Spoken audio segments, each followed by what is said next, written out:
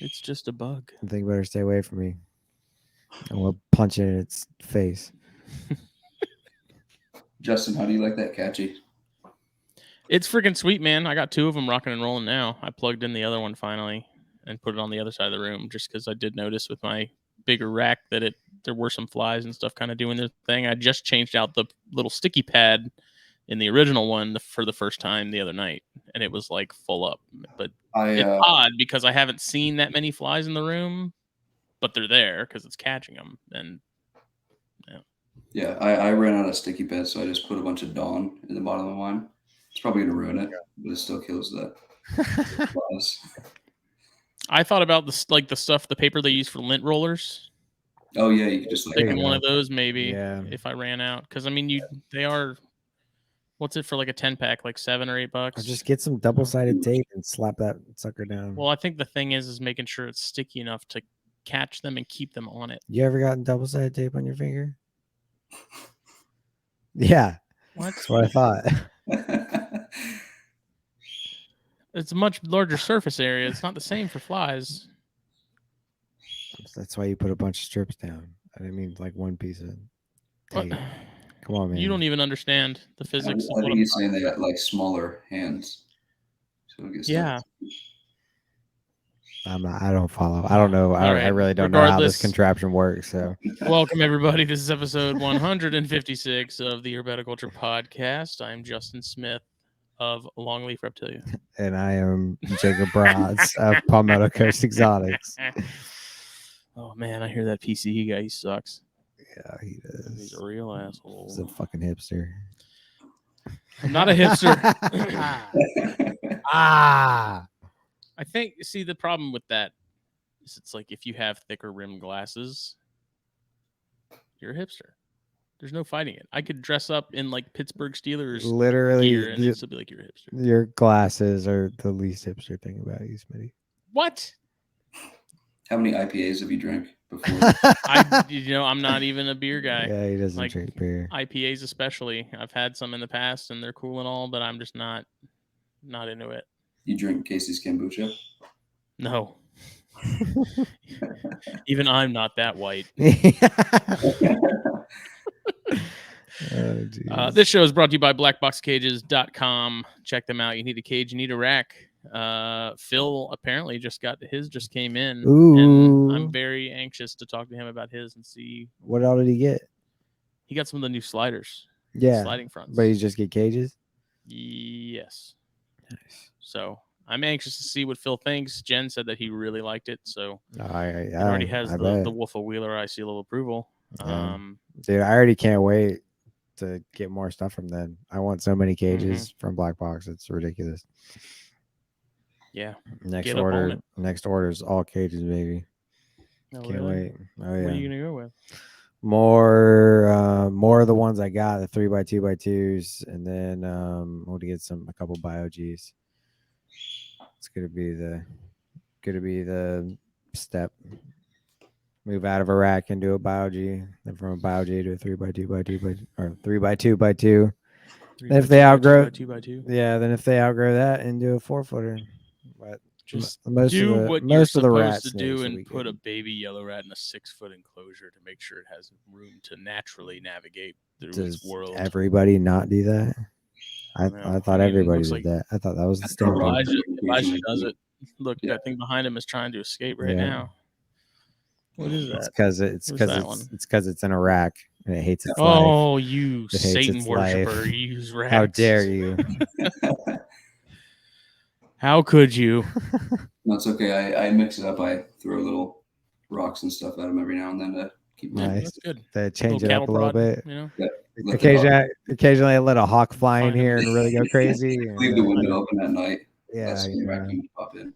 Yeah. Then I flash freeze them. It's really. Yeah. Throw them in the freezer for a couple hours. So we're joined this episode by Mr. Elijah Day. Hold on a second, because here comes a segue. Okay. Elijah, do you like hot sauce? I do like hot sauce. Do you like Venom? Yes. Not the Marvel movie. Preferably not. Tom Hardy. Not injected. but ingested. I like venom. Okay. Then you should try. Steve Sanctuary's Venom hot sauce. Venom Venom sauce. sauce. Venom hot sauce. I tried to be in sync, but I suck. So. The cottonmouth sauce is where it's at. Give it a shot. I mean, it's all good. It's really freaking good. It's all fantastic. I kind of wish I had some because we had like tacos when I got home, so I was like, would have been perfect if I had some cottonmouth sauce. Took a fat ass bite of that taco and said, I wish I had some Steve Sanctuary cottonmouth sauce. I didn't go that far with the noises. Supposed to it go was with a nice it. little. You're supposed to go with it, man. Like, hey, it would have been good. Unofficial sponsor, which could one day become an official sponsor. Dude, get that piece of garbage out of here. Bang. What flavor is that? Cherry Blade Lemonade. Doesn't even matter. It's flavor. It's death flavor. Death. I know I'm not people that drink a hot them all the Instagram time. model, and I never will be. But dude, with those feet out, you never know. If the person who runs this is watching, please.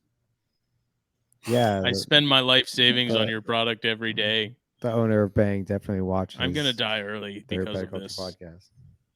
But it's so delicious. Have you had the chocolate flavor? It's horrible. Yeah, I bought one for a road trip, and then I was stuck like 3 hours trying to vomit every time I took a sip.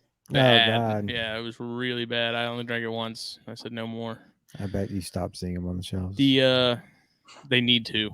They need to take it. It's everywhere. No one buys it. Like, it's the one flavor that's always full on the shelf because no one likes it. It's unanimous. If they did like Yoo-Hoo, where it's not carbonated, I think it would be a little bit better. But yeah, like, the nation just freaks me out. It's a little weird. Does it actually taste like chocolate? No. It tastes like if I chew up chocolate and then spit it into a water bottle. Yeah, that's pretty much exactly it. Like Tootsie Roll water. Oh God. Yeah, I don't know. We've all had the new raspberry hibiscus one is really good though. I like that one a lot. And then the Walmart blue and yellow lemon jello is really good. What does hibiscus taste like? That one, I don't know how to describe it. It's like, I can't. Almost like imagine if you had a hibiscus. Yeah, if you just took a whole hibiscus bush and just shoved it in your mouth. Yeah, it's great. That's the tortoises. So, regardless, Steve Sanctuary's Venom Hot Sauce, BlackBoxCages.com.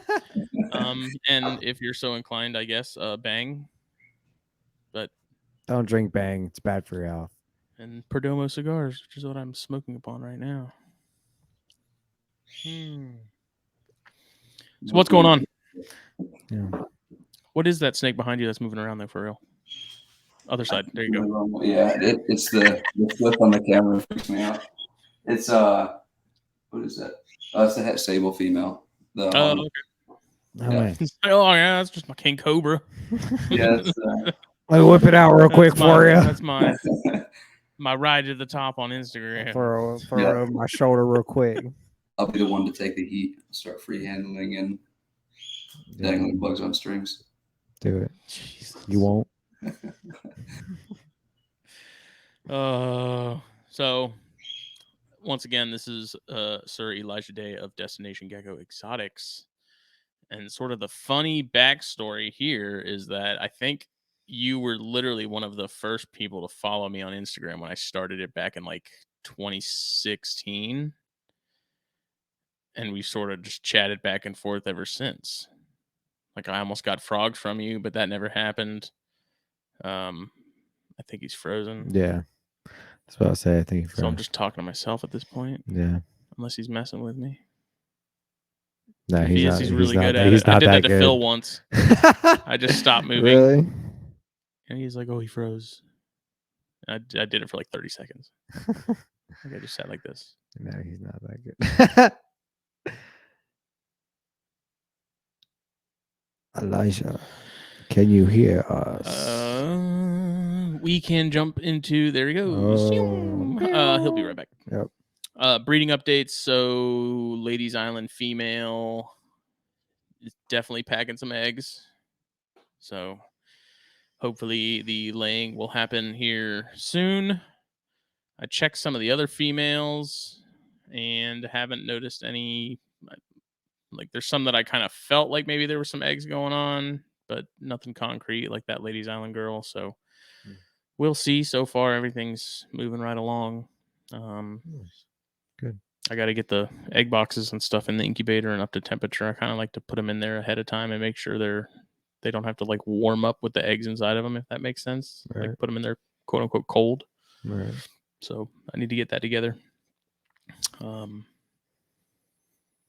It's gonna be a good harvest. Oh yeah. What's new with you? Nothing. Nothing really. How bad did you want to take that hog nose home that you saw? That little melanistic. Oh, dude. Oh god. That thing looked good, dude. Dude, it was bad. It was bad. I wanted to bring that fucker home so bad, but I'm not about to deal with a wild hog nose. That would be a pain and a half. I really wanted to take that rat snake home, dude. That was on Kalawasi. Yeah. Oh, was that Kalawasi? Yeah. I was gonna ask you and I forgot. That thing looked interesting. Yeah, dude. I really wanted to, but I got paranoid about quarantine space. And if I had my house, I probably would have taken it home, but I didn't want to risk anything. There will hopefully be others, but man, that thing was very interesting. A really nice looking snake. Yeah, that was Kalawasi.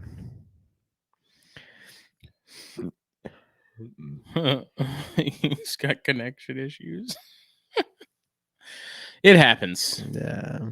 StreamYard asks a lot of your bandwidth. So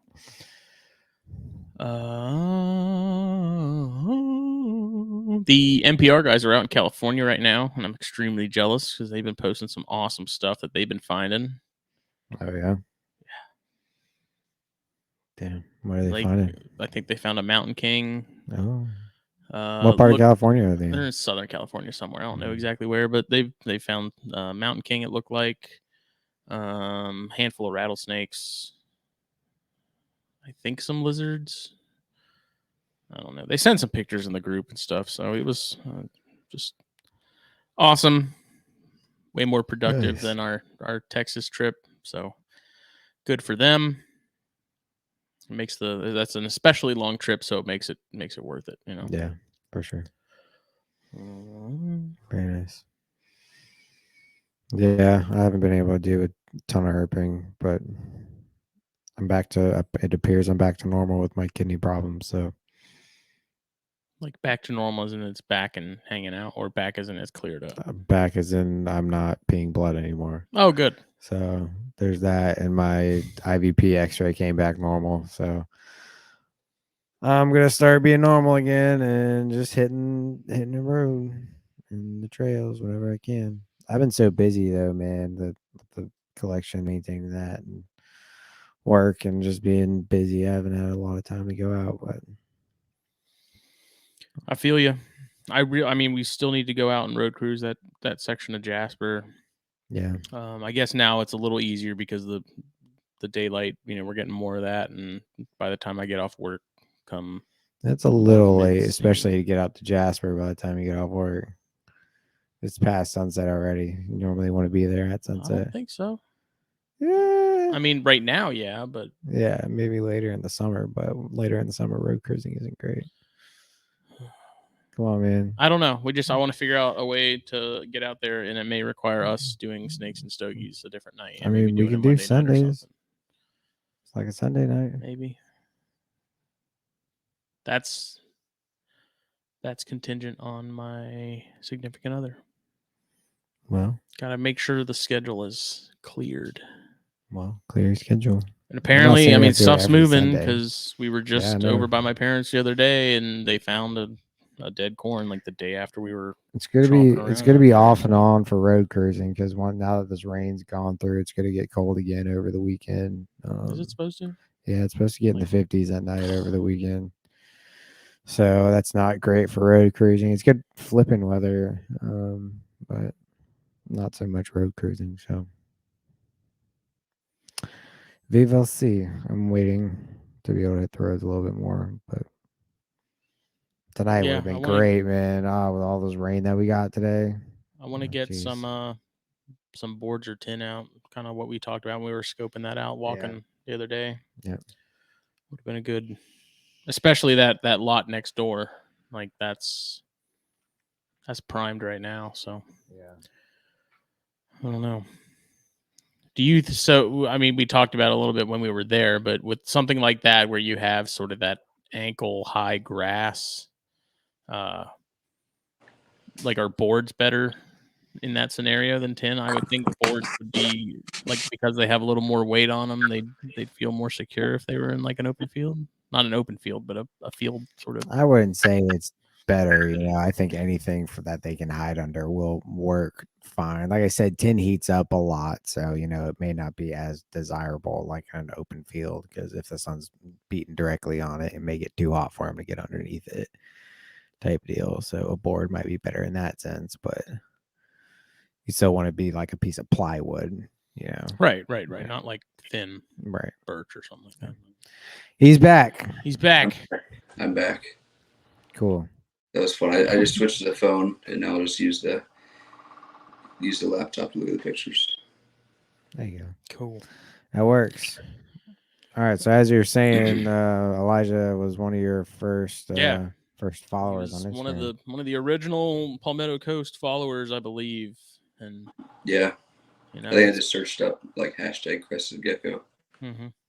Just scroll. And then it began. And out popped this little douche. Yeah, 14-year-old Eli. So do you go by Eli normally? Either one. Yeah, a lot of people just say Eli. Do you prefer Eli? Is the question. I'm impartial. Impartial. Got it. That's how I am with Jake and Jacob. Like, I don't really care. I don't have a preference. Yeah, I used to hate Eli when I was little, but then everyone just started calling me Eli, so I just got used to it. There you go. He just dealt with it. Yeah, just had to put up with it.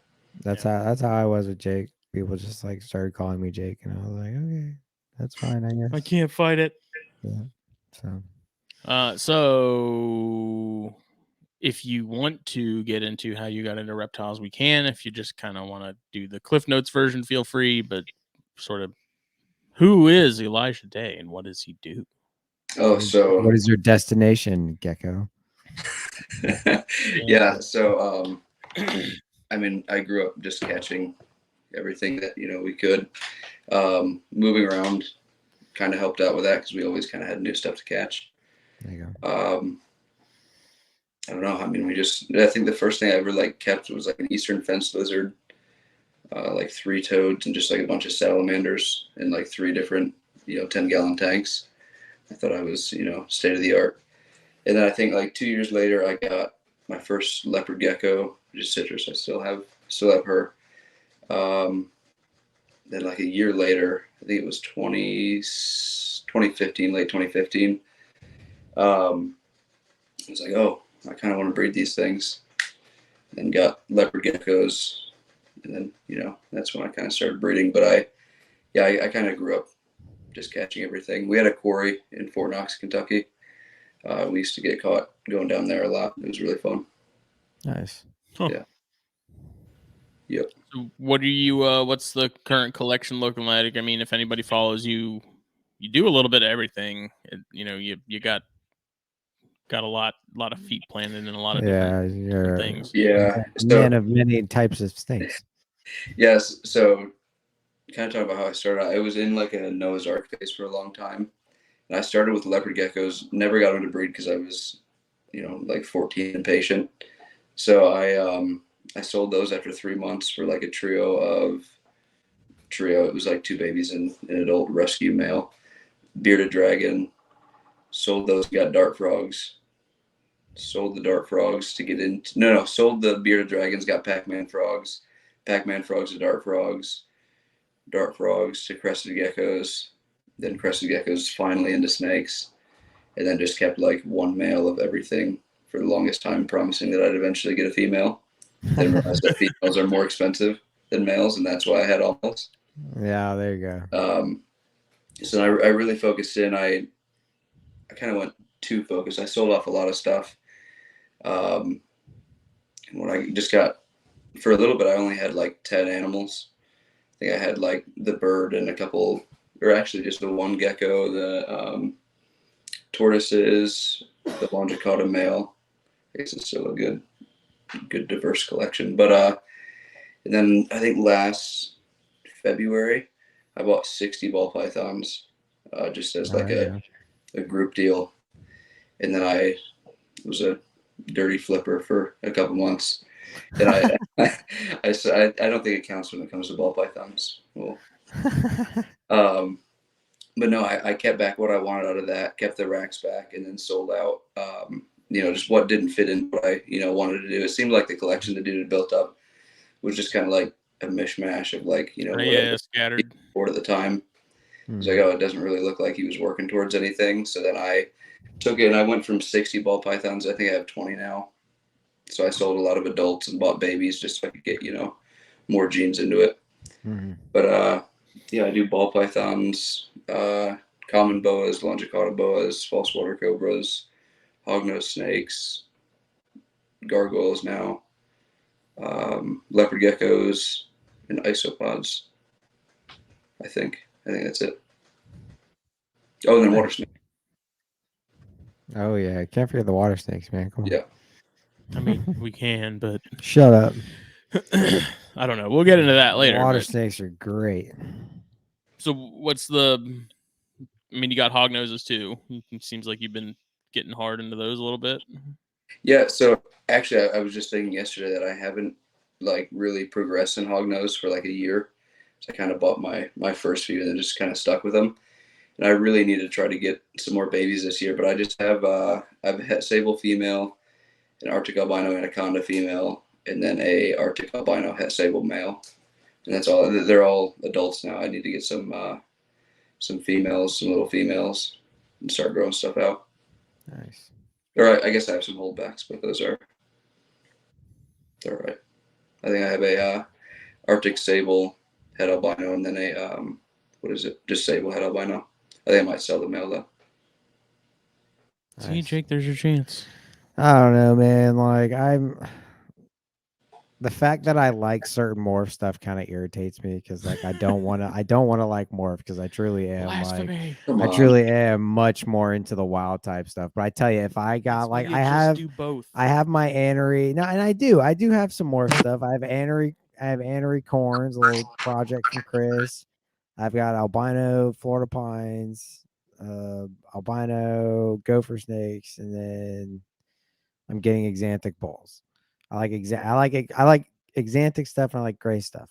But I tell you, if I was really gonna get into morph stuff, it would be with hognose snakes because they're just so freaking awesome. wicked, man. I love the way all the morphs look in hognose snakes.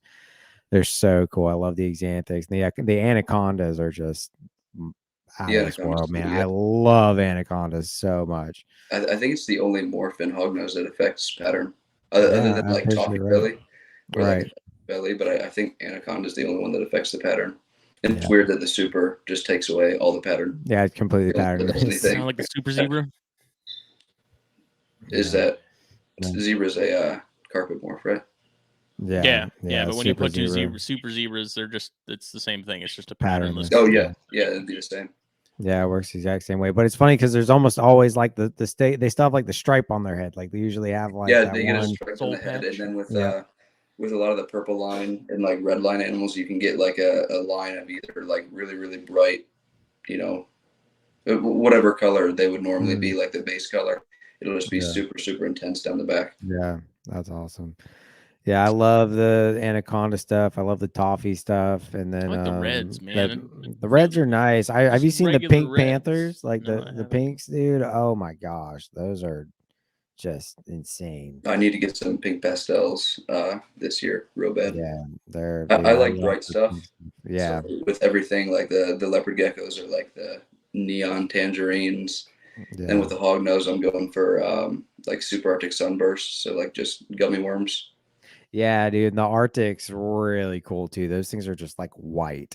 They're cool. They look like cookies and cream. Yeah, super Arctic. They're awesome, man. I've really toyed around with the idea of getting some hognose morphs, and that's just, and it wouldn't be a lot. It would strictly be like anaconda stuff. I would find a line of albino that I really liked, and then I would do some exanthic stuff. Yeah, I think I like albinos and exanthics, but I don't know, man. I got too much other stuff going on and in the works. Once again, space is always. Yeah. With all these black box racks, though, boy, I got Yeah. some space. I can tell you that. I think I have enough space. It's just I don't want to. I don't know. I want to get into like asperities and chondros and I don't know, like puffing snakes and stuff and crebos. Like I like the bigger colubrids.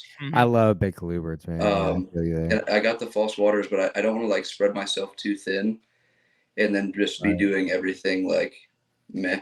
Like, yeah, he produces okay stuff. I'd like to really be able to like put the time into the stuff that I have and produce some really nice stuff. False water cobras will make you put time into them. I can tell you that. And money. Oh yeah, no, they're cool. They're super cool though. I almost set up Doc to try and get some, but I thought about it for a minute, and I saw actually he showed me a picture of one of his monster females, and I was like, yeah, maybe not yet. That's the best part. That's the best. Yeah, part. I know they're so cool, but man, that thing was big. I was like, yeah, let me wait. They're still up there. I still think they're fantastic. That's a lot of snake in a small room. Yeah, that's a lot of snake, man. Yeah, they're powerful creatures. If I get lucky and get one of the ones that stay like on the smaller side, like he talks about, that'd be one thing. But see, that's the exact opposite of what I want to go for. I like big. See, I wouldn't either. I would love to have one of the 8-footers. Just I know that like because and it's mostly because of how fast they grow. If it took them 3-4 years to get that side, would be a completely different size. That would be a completely different story. But like, they get up there real quick. So gotta hold off on that. Seems like a common thread with South American stuff like that, because apparently, from what I've read, the barons grow insanely fast too. And I wonder if it's just because those species produce a lot, and so there's this sort of pressure to get as large as possible, as fast as possible, to help. Yeah, and survive. they might just have a lot of pressure from predators naturally, and that's another. A lot of the South American species produce like crazy. Mm-hmm. Like a few of them just like keep going and going and going. Yeah. That's been Doc's experience with the false waters. He's like they crank out eggs like crazy. Yeah, they drop huge clutches too, man. And they drop like 2 or 3 clutches, don't they? Yeah. And with the tricolor hogs, don't they say you have to brumate them or else they'll just like keep producing until they die? Jeez. Yeah. It's entirely possible. That's also a species that's fairly short-lived, and I think they're more attuned to sort of a more temperate sort of climate. But I didn't know they were short-lived. They don't have very like in the context of other snakes that we keep. Right. Tricolors don't live terribly long in comparison. So don't know why my child is screaming inside, but that's my neighbor. So what's the current focus? Sort of what's the main thing you're sort of doing right now that you? What are you most excited about?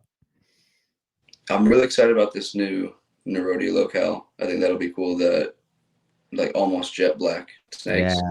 Yeah. That's really cool. I'm excited about those. This should be my first year, fingers crossed, breeding boas. She's looking really fat and like a lot more fat than the rat that I gave her. So really hoping she's growing something. But I psych myself out.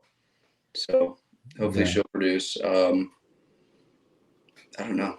I'm just excited to start producing more next year. All the babies that I, like flipped the adults for last year for the ball pythons and whatever else I bought should be ready next year. So I'm hoping next year will be like the year that I can really get started on, working towards my goals. Nice, man. Yeah. That's good. Yeah, next year will be similar for me. I'll actually be able to pair up quite a bit of things, and so I'm really looking forward to cranking out some animals next year, hopefully. Yeah, and I'm excited for Daytona this year. Yeah, that'll be fun. Looking forward to seeing you. Yeah, hopefully we have enough geckos or so. There you go. Are you vending? Yeah, we got it too. Oh, nice. Very good. Sweet. Yeah, it's one of those things where each year, especially if you have like multiple projects going on, like you do, it progressively sort of ramps up. Yeah. Especially if you get smaller animals at the same time. Like that's been sort of my thing with Bairds is like I have a lot of smaller yearling animals, so like the year that they're all ready to go, like it's gonna You be have a full lot. swing, Yeah. it's gonna be like busting through that third wall. Mhm. I feel like conspiracy theorist talking to Jade, my fiance. I'm like, no, just 5 years. I promise. 5 years. We're not just going to be hoarding snakes. I promise. Just hold on. Yeah, just give it some time. Give it some time. Yeah. That's what everybody asks me. They're like, "What do you breed?" I'm like, "I got a lot of stuff in the works. Like, it's all It's coming up." eventually, hopefully. Yeah. Oh yeah. Yeah. It's a major game of patience. I mean, that's Yeah. something I remember talking to Harlan about at one point was, it takes a solid, 7 to 10 years to really, I guess, depending on how you go about it. If you just buy a collection and you're sort of off to the races like that, that's one thing. But if you're doing sort of like what the three of us are doing, which is you have animals, you're raising them up, you're then breeding them, and then you're holding back and raising up and breeding and Yeah. that kind of thing. Like it does take a solid 7 to 10 years for you to sort of fully get to the spot you're at. And thinking about what it's been like for me, like that is accurate. Like that's pretty on point because it started with the cresteds and stuff in 2016 and it's progressively ramped up, each year, just in different corners of what I'm keeping. Mhm.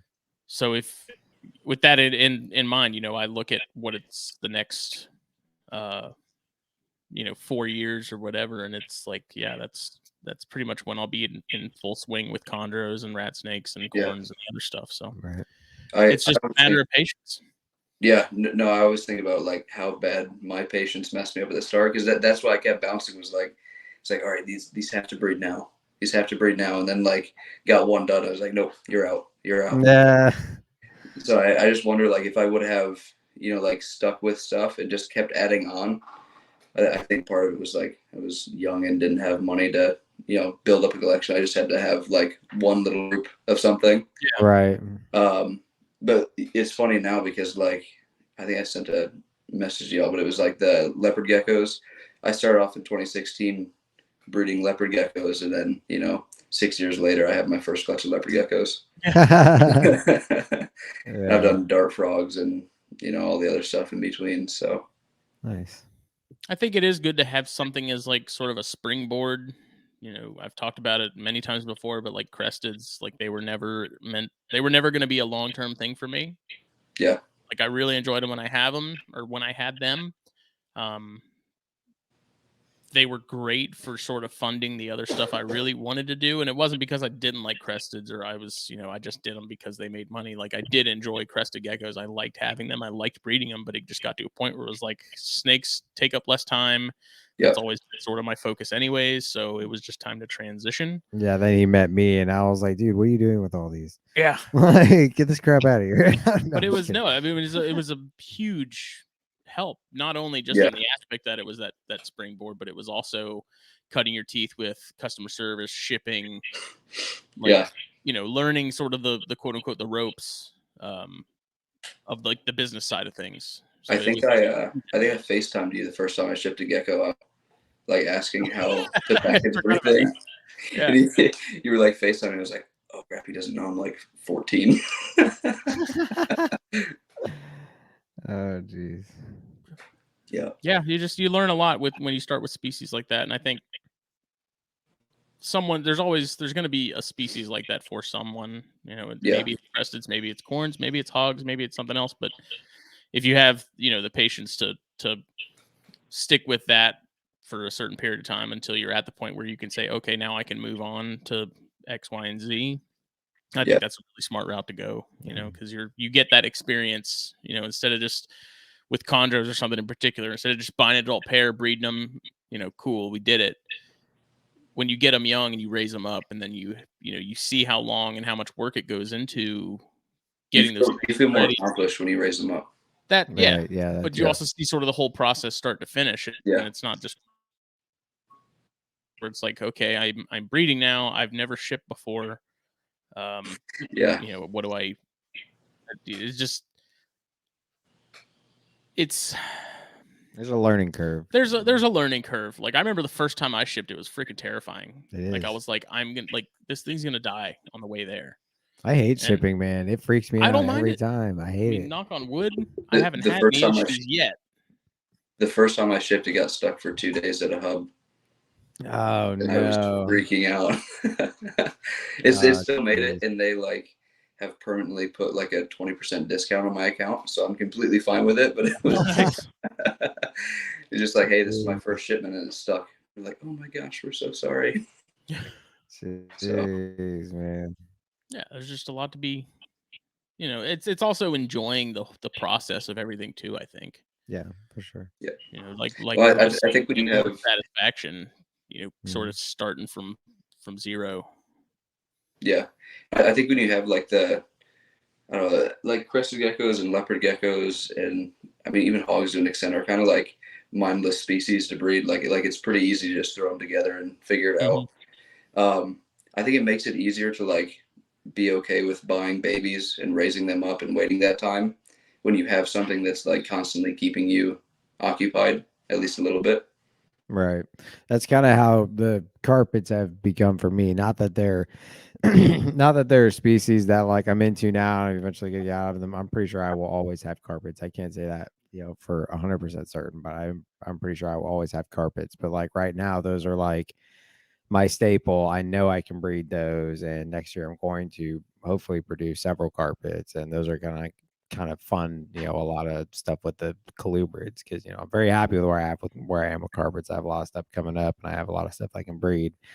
So I'm just kind of hanging out with those, gonna let everything grow up, and those be like my staple breeders, and then to fund a lot of this colubrid stuff I've got going on. But luckily next season I've got some Pituophis that can breed and some rat snakes. And but that's important because you have a goal. It may like Right. that's not necessarily long term, Right. but you have sort of a finish line in sight, Right. at least until you go, spot the next one. Right.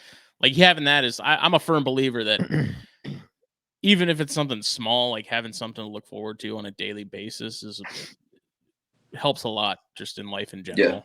Yeah. It's like this, like the podcast and stuff, like doing Snakes and Stogies on Mondays. It's like, man, it's been a rough week, but it's like Monday, we're hanging out, kicking it with Phil. We're gonna just bullshit for 2 hours. Like, it's that little stuff that you got to kind of cling on to. But I think even like that, like next year, like me with the chondros, it's like they're almost there. Right. Like I have a rough idea of when they'll be ready, and so it's like just keep your eye on that and keep moving forward with it. Yeah. Small wins. Yes. Yep, small wins. Yep. You also have to remember, like, I can only imagine everything that's going to be going on for, all of us in, say, 3 years. Because in 3 years, most of the stuff that I got last year will be able to breed. And that's all the stuff I'm uber excited about coming up. Like my favorite snakes are probably going to be ready to go in 3 years, and I'm just super excited about everything, man. 2 years. It's a lot like Monopoly too, and the fact that things happen, like Jake with the Nido stuff and females not taken, losing females like I did. Like it's so much, it's a lot like Monopoly where it's like you're gonna have to at some point in that span of time that we were talking about, like that 7 to 10 years, no one's gonna be in a bubble to where nothing's going to happen in that span of time. Like life happens, things happen. Look, man, we're being over here all positive. They're talking about, well, there's those times where you have a plan and you get kicked right in the nards. We see it on social media and stuff all the time, man. There's like people, and it's awesome that people have plans, but when people are like breeding in 2029, sure, it's like future breeder 2029, and that's cool and all, but it's also sort of what I say all the time is like announcing your plans is a good way to make God laugh. I was just thinking that. It's good to have goals. Yeah. I think it's also good to be realistic and understand that in that span of time, there's a very good chance something could happen that would set that back even further. So, well, like living in Florida, it's like, what are they going to ban next? Yeah, that I start looking around. And it's like, oh, I really like big colubrids, but FWC probably really doesn't like big colubrids. Yeah. So it's like, oh, I'm gonna especially tropical big colubrids. Yeah. No, but yeah, there is a bunch of stuff that can set people back, like getting a new rhino and losing it, and then Damn. Damn. Ah, there it is. No, it's okay. I bought. First I one. don't know if you remember the like Red Factor. I forgot what it was. The pink, like bubblegum pink corn that I bought for Lee Abbott. Then I brought it home, and 2 days later it was gone, and I've still never found it. And it was my first corn, and it was like, oh, Damn it. yeah. That was from Lee Abbott too. Oh, I know that thing was nice. Yeah, it was really nice. I still have the Okatee female, so I'm not too sure if one of you guys wants an Okatee female. I mean, I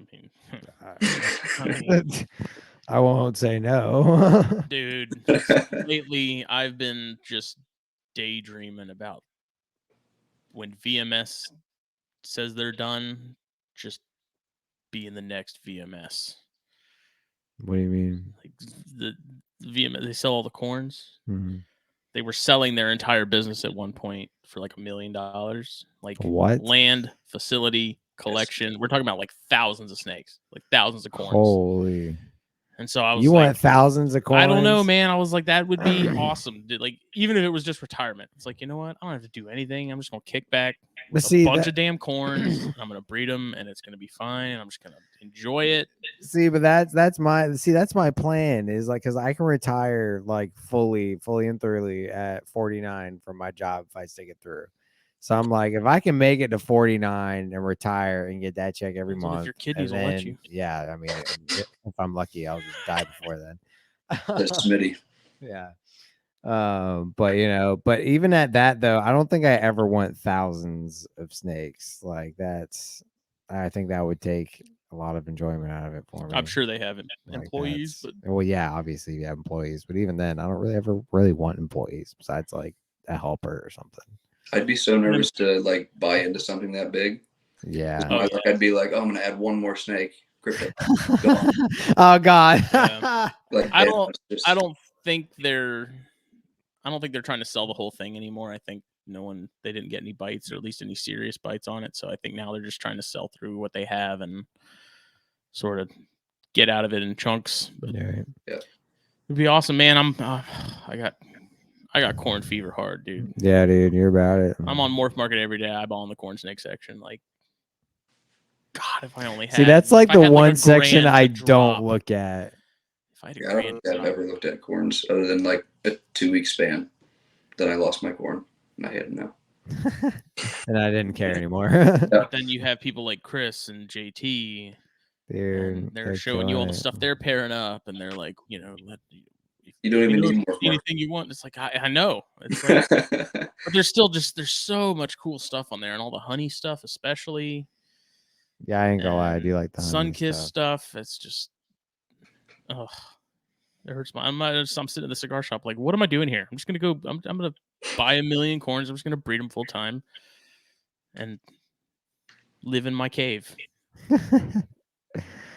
Yeah, corns are cool, man. And corns are gonna get banned right after you do that. And then, exactly. You're stuck. Just like those iguanas that we got. SCDNR is gonna be knocking on my door every week. How big are you guys about those iguanas that we got? We bought like that, like nation's first morph or whatever, and I was like, oh yeah, no, I live in Florida, it'd be perfect. I can keep them outside. And we bought them, and like almost as we were driving home, like, yeah, no, you have 2 months to get those out. What kind of iguanas were they? So they're green iguanas, but it's a recessive gene called shatter. So the greens, like the normal greens with shatter, have big black splotches on them. Mm-hmm. And then when you put it into albino, I think you get green splotches. Then when you put it into snow, you get blue splotches. Gee whiz. So it's cool. Wild. I like it. I had an iguana very briefly. I've never had an iguana. I didn't know you had an iguana. It was freaking huge, dude. Iguanas are so much more fun when someone else keeps them. Yeah, it was missing most of its tail. It was a young. I don't think it was a male. It must have been a small female, but still, that was a big one. I've seen pictures of iguana bites, dude. Those things are serious, man. Yeah. Iguana bites are gnarly. Honestly, Elijah, iguana. you said it best. The iguanas are way more fun at somebody else's house. Like, Yeah. I used to volunteer at a nature center in Texas when I lived out there, and they had a massive iguana, and I loved, like, taking him out, holding him, and I mean, he was almost as long as I was. He was cool. He was cool as all get out, but I didn't have to take care of him. Then you can put them in, go home. Yeah, exactly. I was the Yeah. snake guy. I literally went there once a week to feed the snakes. Yeah. That's what I did there. That's I why we fed the just get snakes. Ackies. Yeah, no, Dude, I was so excited to get my Ackie last year, and I got him as like an early birthday present. And then the same thing you were talking about, like things with legs just being trouble. It's like, holy crap, this is not the same as like a crested gecko. These are a lot more work. Yeah. So I was like, damn, I'm gonna be going to college. I probably need to like cut my workload down a little bit. So I don't know. Kind of wish I still had them, but I'll get back to them I eventually. don't know. I mean, I haven't really, like, I don't feed mine a ton. They're definitely not getting fed daily.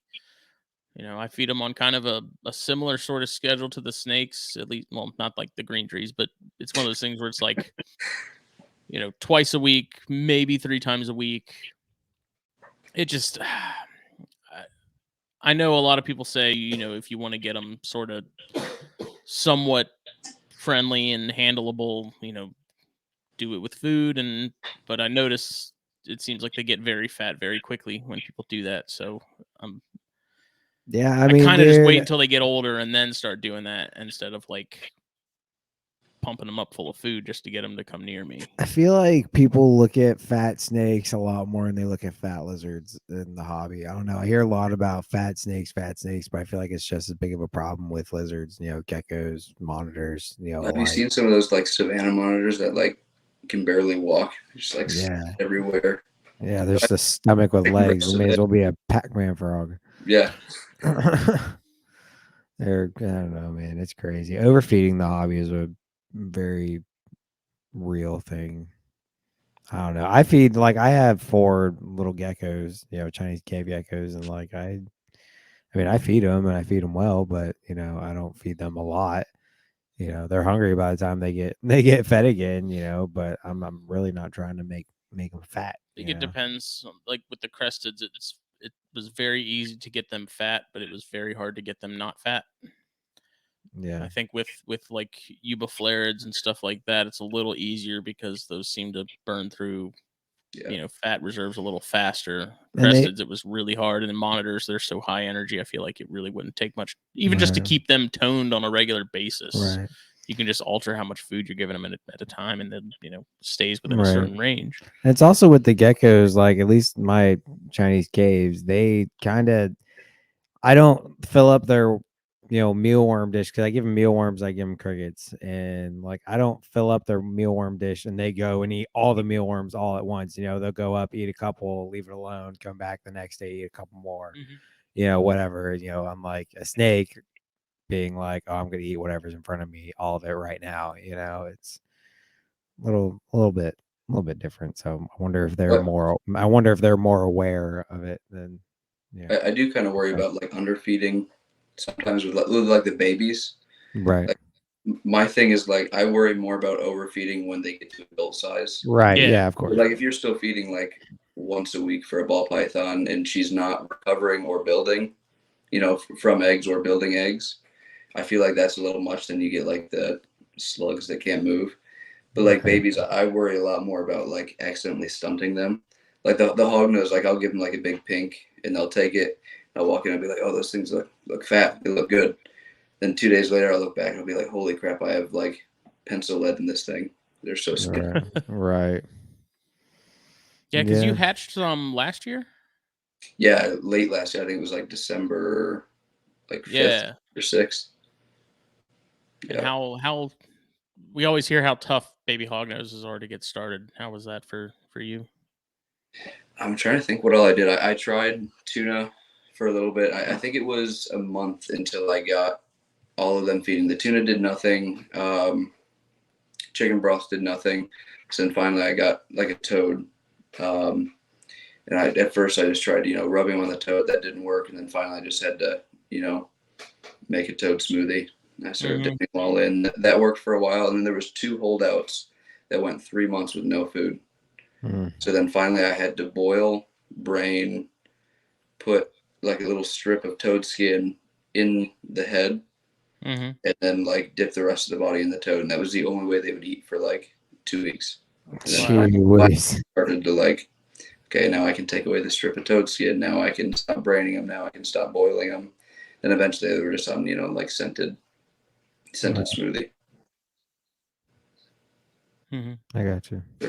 Did you ever try like Reptilians or anything with them? No, I never tried Reptilians. I worried that they would be like too big. Yeah. Because I know they make small ones that are like pinky size, but I had to get like the micro pinkies. Right, yeah. Lane Labs or whatever. And those were still, for some of them, were pretty big. They hatched out way smaller than I thought they were going to. It's crazy. Yeah, dude. Hogs are tiny when they're born. They're itty bitty. That was the most frustrating thing when I had mine, was that male just, he was so inconsistent with taking food. It was I feel I like don't know how many mice I threw away because that fool didn't eat them. Dude, I swear it's a male thing, because my male is for the sure. same way. Like, I had a pair of Westerns for a while, and like my female was a monster. Yeah, she would no bite issues with you. her. She would bite you if you stuck your hand in there. She was just thought everything was food.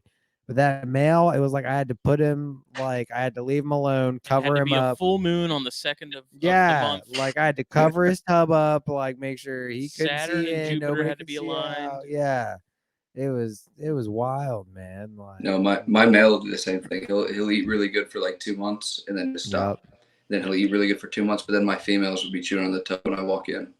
Right. Yeah, no, exactly. It's nuts, man. Yeah. I love them though. They're stupid They were faces. Fun. They were fun. They're so cool, man. I love them to death. But that is my one thing, is like getting. I don't like stuff that's super hard to start as babies. Like, I like to enjoy my stuff, and like stuff that doesn't eat stresses me out. Like, well, so I think now lot. that I figured out, I think now that I figured out like the toad smoothie, I think next time I'm just going to go right to that. And I think that will actually help, a good bit. Yeah. Yeah, that was the thing with the chondro babies. When I had those, I resisted doing chick down for the first couple weeks because I was like, I bet you I can get them eaten without it. And I wish I had just started with the chick down. And that's what I said. I was like, next clutch I get, I'm just not even going to try to not feed them without the chick down. Yeah. Just do it and get it over with.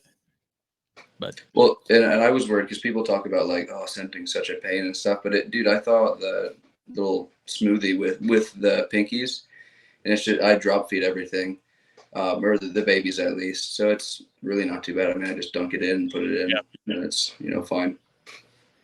There you go. Yeah, Alterno were by far the biggest headache out of everything that I've had to deal with as far as babies go. Yeah, Cyane were easy enough. Just tail them until they take off. God, dude, I couldn't do that.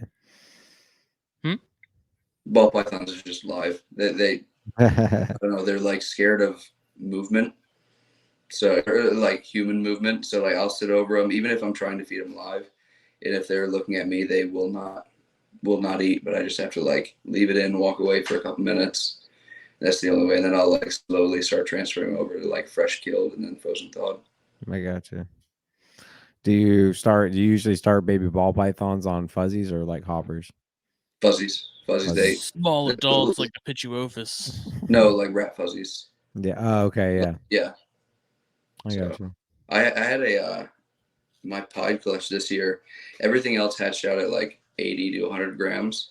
But my pied clutch, I don't know if it was because the mom was, small for a breeding ball python. I think she was like 1,200 grams. And she only laid 4 eggs. But they hatched out at like 40 grams. So wow. they were small, really small. But they drop fed like right out the gate. Nice. So they were, I don't know, small, but they were way better eaters than anything else. Nice. That's just hard to wrap my head around, man. Those baby chondros are coming out at like 4 to 6 grams. Yeah, no, dude. Baby ball pythons are big, man. They're big snakes. Well, that's why the hognose were so crazy to me, because they came out and they were like 4 inches long and like pencil thick. It was like, holy crap. That's wild. Yeah. Carpets are easy, man. I've produced 2 clutches of carpets. I think first clutch I had 8 babies, second clutch I had 10, and literally all of them fed first time through. I didn't try like I didn't do anything fancy, but I did do extra like first offering. Like, it was a long time ago. I saw something about how a guy, initially fed babies. So I kind of followed the same route. I dried off the fuzzy really, really well, which was completely dry. And then I ripped the skin off the nose of the fuzzy. And then I just put it right in their face. And they normally look at it and pick up a little bit of those scent particles and slam it. And that was perfect for every single one. That's cool. They're too easy, man. Yeah. I want to try to start doing some quail. Yeah. That helps. We need to get our hands on some. Yeah, I want to start incorporating more quail. I should have bought some when I ordered from Rodent Pro, but I was trying to keep it slim. But oh man. So what was the motivation in terms of switching from lizards and geckos into more snakes?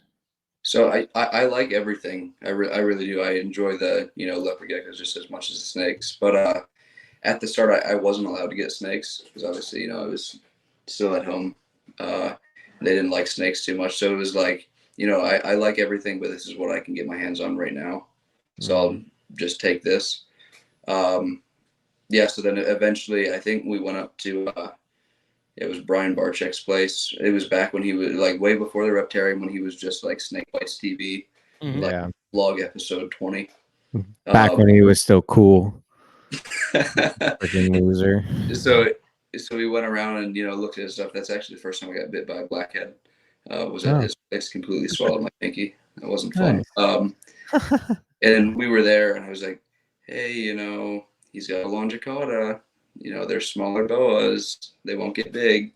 Say, okay, whatever. And then I bought like a Goinai hybrid king at like the first show that I've ended at. So those are my two that I had for a while. And then, just slowly got more. Nice. Do you have a pair of longicauda? As of today, yes. I finally got a female in. Nice. I'm so happy. Nice. Because I've been looking at him and it's like, oh, he's really cool. It'd be so cool to breed him. It's like, oh, I don't know why I've put off getting a female for so long, because they're not like compared to a lot of like the ball python morphs and stuff. They're really not expensive at all. It's just like I never, thought to do it. So then the other night I was like, wait, I can buy one. So I was like, I'll take this one, thanks. Yeah, cool. I'll take that. Yeah. Nice. That's awesome, man. It's cool. I'm excited. It'll be like 4 years before she can breed. That's okay. Yeah. It's a long game, man. Long game. Yeah. Long tail, long game. Yeah, I was about to say long game for long tails. Yeah.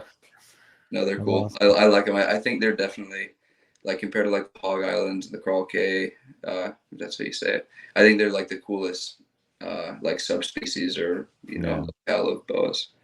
I do really like the Suriname and Guyana true red tails. Yeah. Those are really cool. I've been looking at a lot of those lately.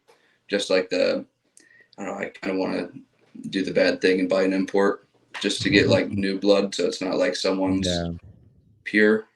It's like, actually just crossed to a BCI 2 years ago. But I think it'd be cool. I really like the island boa constrictors like a lot. The other day, I've been seeing a couple. I saw one on Morph Market the other day called a Pearl Island. Yeah, Pearl Island's really dude. Oh my god! I was like, that's a freaking bow I want, man. But you never see them, and they're certainly not cheap. But I miss my Terrahumaras, man. They were feisty, but they were cool. They were fun. Yeah, I want some, man. I would love to find some of the island locality boas, man. Have you seen awesome.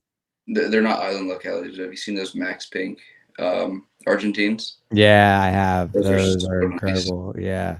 Those are so awesome. Crazy. And Argentine boas are fantastic in and of themselves. Yeah. They're I really like them. Yeah. They're bigger heads. Yeah, they're bigger animals too. Yeah. Those would be one that would be cool to see in the wild. Yeah. I actually have a coworker that's in Argentina right now. Tell him to send us some. Yeah. Grab a bow over there. Shove them in your underwear. Stuff them in your pant pockets, please. It might hurt, but Just a few hours of pain. Yeah, a few hours of pain, years of happiness. Yeah, for me, not Yeah, you. for me, not For your blood sacrifice. Yeah. Yeah, no, he's over there dove hunting. So at Oh, least you can do. You left me here to do all your work. Bring me back a And I'm not snake. bringing you anything. Bring me Jade's, back a snake. Who cares if it bites your crotch a little bit? Jade's brother is going to Argentina to go dove hunting, and they said it's insane there. Oh, dude, it's nonstop. I mean, Like by mosquitoes. the mosquitoes. Oh yeah. No. I'm saying the doves are like. Oh, the doves are like mosquitoes. Yeah. Yeah. It's crazy, man. He said you almost don't stop shooting. He told me that he like pre-bought like almost 100 boxes of shells. You know, And it was there's gone in the first 20 minutes. yeah, and it's like in there, and you'll go through it. You know, there's 25 shells in a box. That's Yeah. 2,500 shots. You know, Yeah. that's ridiculous. I think they said they went through 10,000 rounds while they were there. Yeah, dude. They said like in Argentina. I know this is kind of off topic if you don't care about hunting, but like this type of hunting is like literally you pull up, shoot, and you have a guy there that's called your bird boy, and you literally like turn your gun reload. over, Yeah. and he loads your gun for you, and you're back up, pow pow pow, turn it, and he's loading it up, and Yeah. It's nuts, man. When I have kids, I'll have a personal bird boy. I'm gonna call him Bird Boy too. Yeah. Give me the Kel-Tec KSG. Yeah, We're getting real. It's crazy. So you know I'm not big on Nerodia. But those freaking Sarasota ones. Whatever episode this is, goodbye. The Sarasota ones have my attention. Yep. That's the only time I've looked at a Nerodia and said, damn, that's cool. I want one. Dude, I didn't even know they were anything special until you guys and Montrose started talking about them. Because I think it was because the only time I've ever seen Florida water snakes was there. So I was like, oh, these are cool looking. But yeah. I guess they just look like this everywhere. Then I posted them and everyone was like, oh, that's a really nice one. That's a really nice one. It's like, you sure? Oh, really? I don't know. Yeah. No, that's awesome, man. They are nice. Oh, there it is. I mean, it's just insane. Like I don't know that I've ever seen waters that look like this anywhere else. They're just clean. I could be wrong. They're so clean. They're really nice. They are very that banding is very, very nice. No, our bandits look much, much different. We have a lot of variation in our bandits though around here. Look at that, Colin. That's awesome. No, I'm still upset. I don't know why, dude. Montrose, I listened to the episode. He was like, no, you want to give them, pine shavings with a really small water bowl, because if they get, too high humidity, they get, blisters. Ironically, yeah. Yeah, well, yeah, and so I, of course, completely in one ear, out the other. Gave him a big water bowl, put him in with cypress mulch, and I left for 4 days. And I came back, and the big female, that real nice banded one there, completely flipped the water bowl. It was like like a Martian there. And if you click on, go up a little bit. I think there's a lag, so this is going to be really hard to do. But I had a little male, and he was literally like fire engine red with bright like yellow dots on his back. And he was so cool. And I've never seen any other, than him with that color. And he was the only one that didn't make it. He got like water blisters in his face. Dude, I was like heartbroken. It was so bad. So now they're on aspen bedding with a tiny water bowl. See, I haven't heard the tiny water bowl thing. Oh, I think that's what he's talking about. Yep. Oh man, that thing is wicked. Yeah, I really wanted to get the color of that one into the pattern of the female. Oh. That one is with I don't know if you guys follow. It's Wild Attractions on Instagram. He has like a big page. It's Andrew. I think he bought all the weird like ombre colored ones. Mm-hmm. Nice. They're cool though. Yeah, I didn't hear about the small water dish thing. I don't have big water dishes in mine, but I do. They're kind of shallow, but I do have bigger water dishes in well, I don't think I didn't necessarily mean like super tiny water. So I mean, he was talking about people trying to keep like half water, half land. He was like, Yeah, Oh, yeah, yeah, like I got Paladair you. and he's like an Bull. 8-ounce. That one's cool. That one I think is Oh. with Montrose right now. That just that's Yeah, that's wicked. that's what That I one's would good. want in a water snake. Just So that one, it's wet. You can't tell. It does have more of like the kind of faded black on the like down the back, up by the head. So that one doesn't have the crazy like perfect bands, but that was one of the nicest ones that I saw.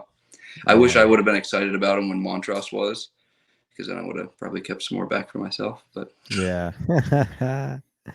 Yeah, I was about to say, man, why didn't you keep some of those? yeah, the That only thing's ones that I have insane. now are the that one real nice female, and then I have this black. Here, I'm gonna pull her up and see if I get whacked. She's right in front of me, actually. This one bit my dog.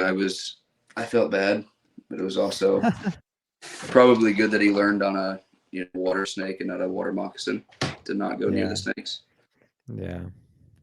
For this one, a water snake. I can smell the room already. So after like 2 months of being in captivity, obviously this one's had like 2 days. You can see that she's like almost jet black. I've been handcuffed. They calm down so well. I'm gonna pull the other one out just so you can see. But they calm down just like any other like medium-sized colubrid. I don't know, man. Be like. I think that'll be more when they're bigger. My little ones, man, they are. Oh, They're my little ones are captive bred, and they are not calm. Yeah, no. Here, let me grab the big female. And that one that I just showed you has actually already taken like drop fed fish. Let's see. So this is the Sarasota, but they calm down way better. Oh wow. Yeah, I think I remember just you posted some of them, and I was like, I think I sent it to Montrose. I was like, "Do you see these?" Yeah. That's when he hit you up because I like I said, I've never seen any like it. It's just ridiculous.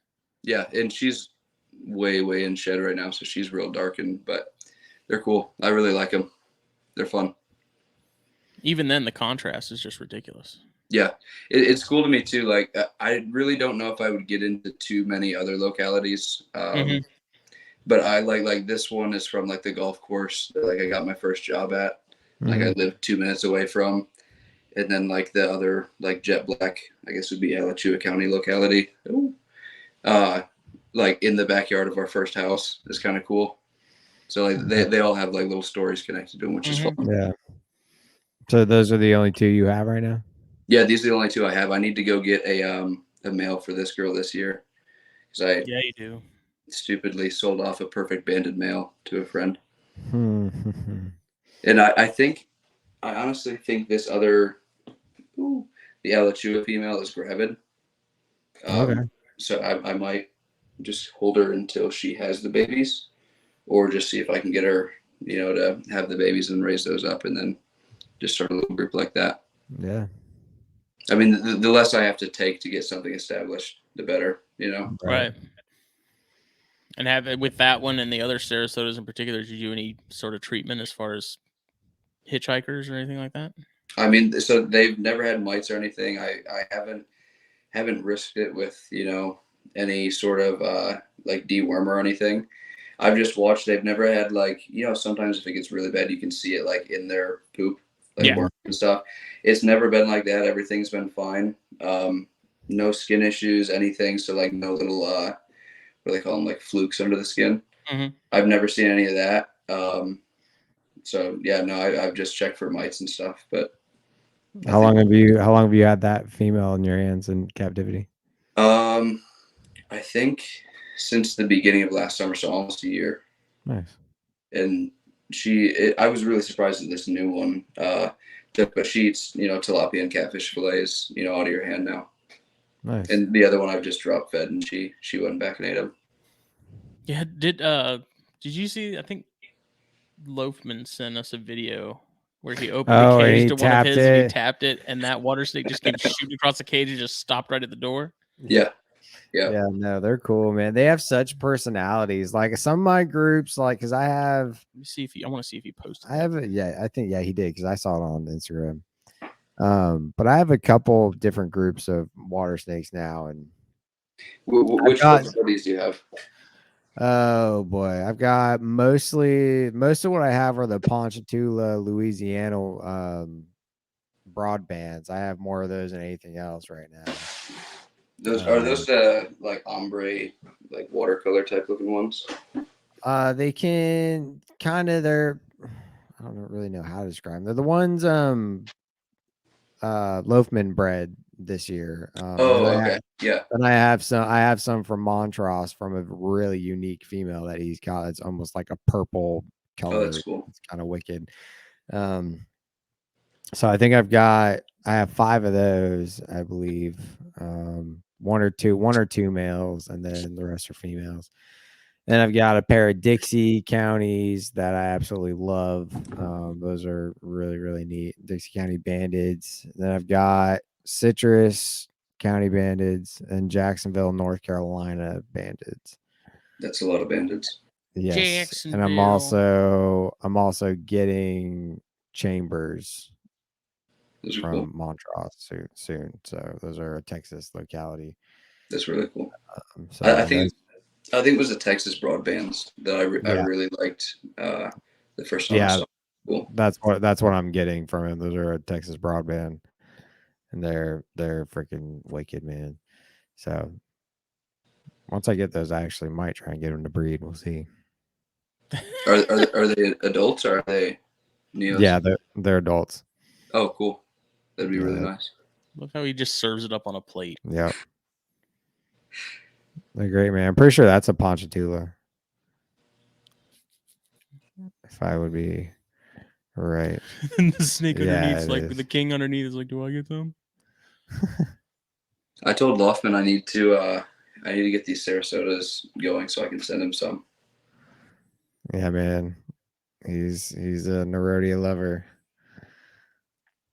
They're great, man. They're fun snakes. But yeah, some of them, like I have my so my citrus counties, like those two are just so inquisitive. They're hilarious, man. Anytime I open the tub, they literally come right out. They both usually end up in my lap.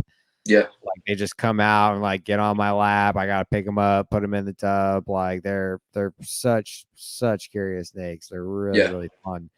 But then, I have others that literally like hide and dive away as soon as I open the tub, and then I have like somewhere in between, like 2 of the Ponchatulas, I open up their tubs and they come up to the front and like poke their heads up. I actually just posted a picture the other day. They both had their heads up like at the, edge of the tub.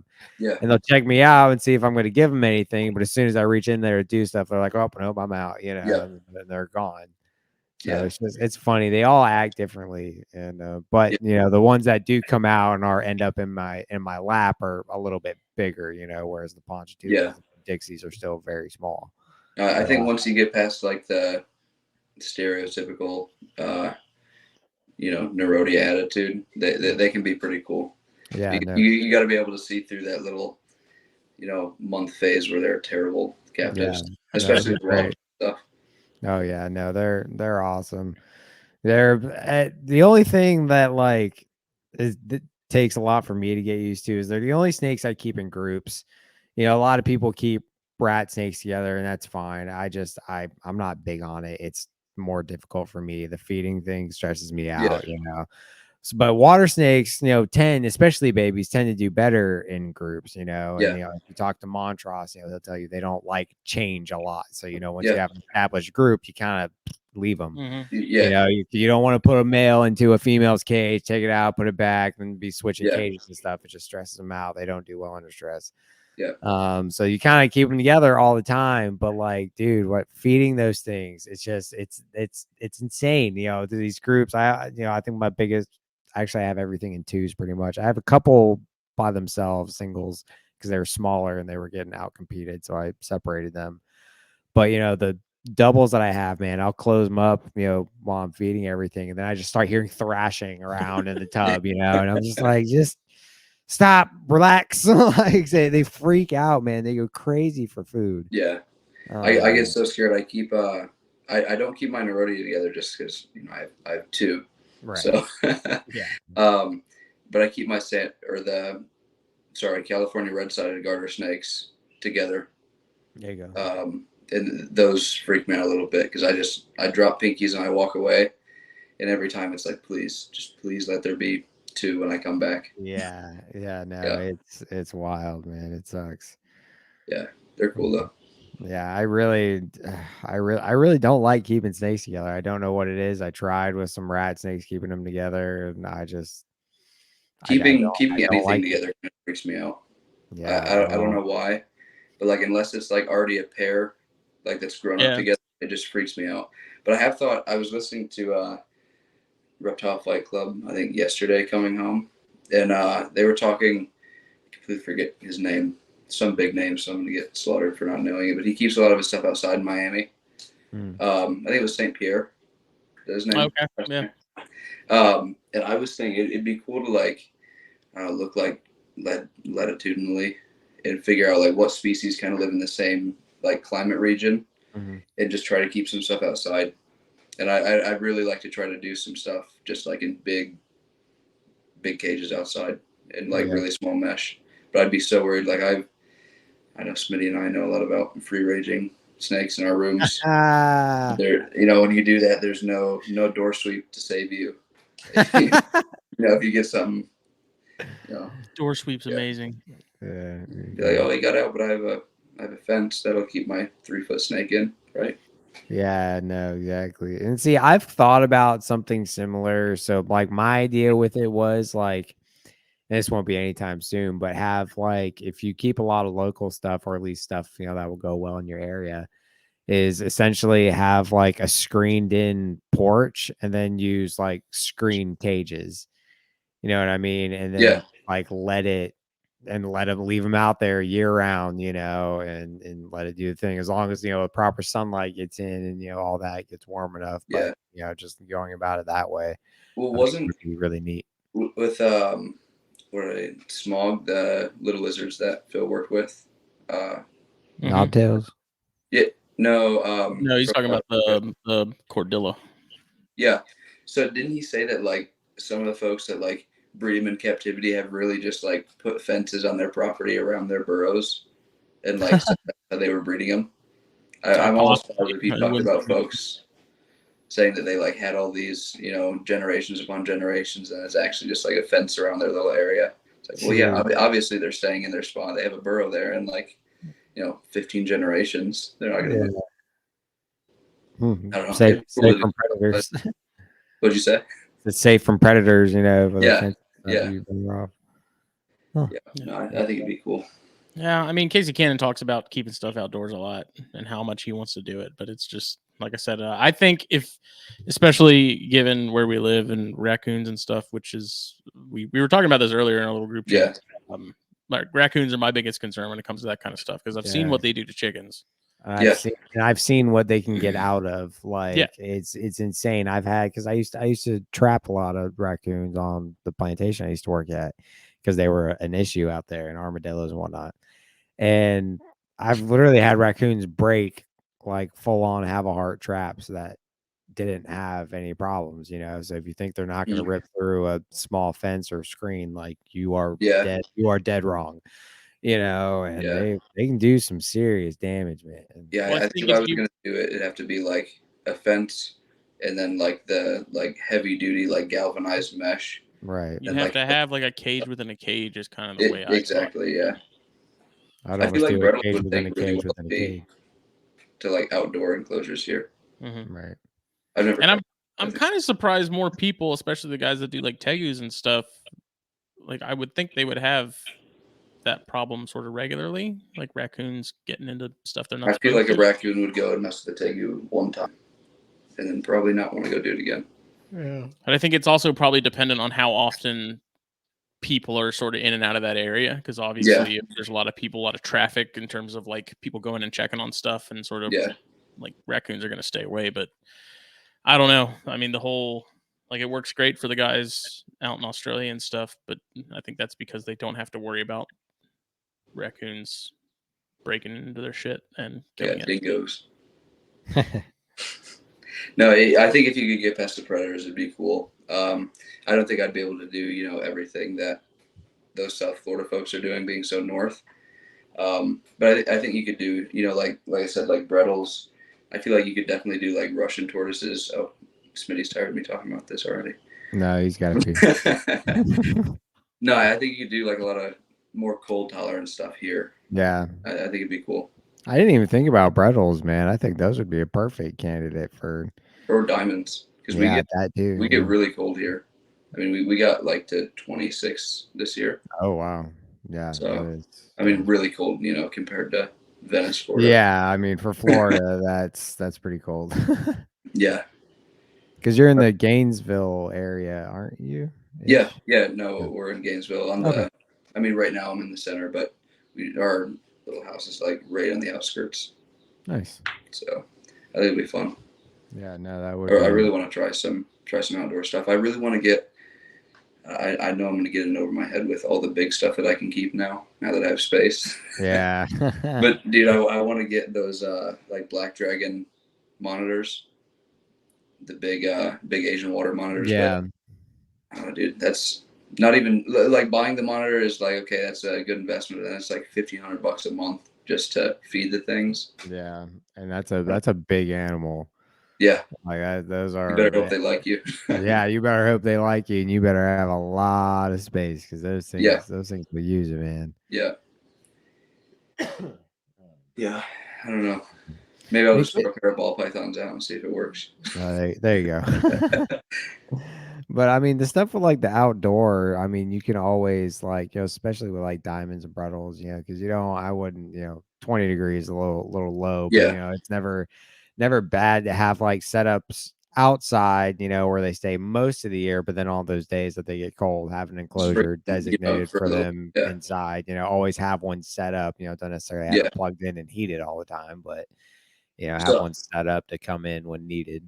So what I was thinking is if you did, obviously it probably wouldn't work too well for snakes, but for like blue tongues, I was really thinking about trying blue tongues out there.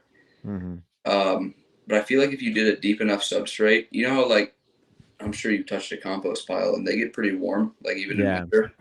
I wonder if you had a deep enough substrate and like you had like a little bioactive type, 3 feet deep.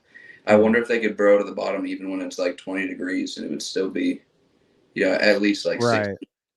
And see, and that's what I thought, like with my outdoor kind of screened in idea. If you had everything in cages, in this area, during the winter months, you could, if you made like a deep enough substrate area, you could have a thermostat hooked up to an actual heating pad underneath the substrate. That way, when it gets cold, they burrow naturally, but then get to that warm spot that stays, in that general area where it should be, to where it's not too cold, but it's cold enough for the brewmate, and it acts more of like a actual burrow.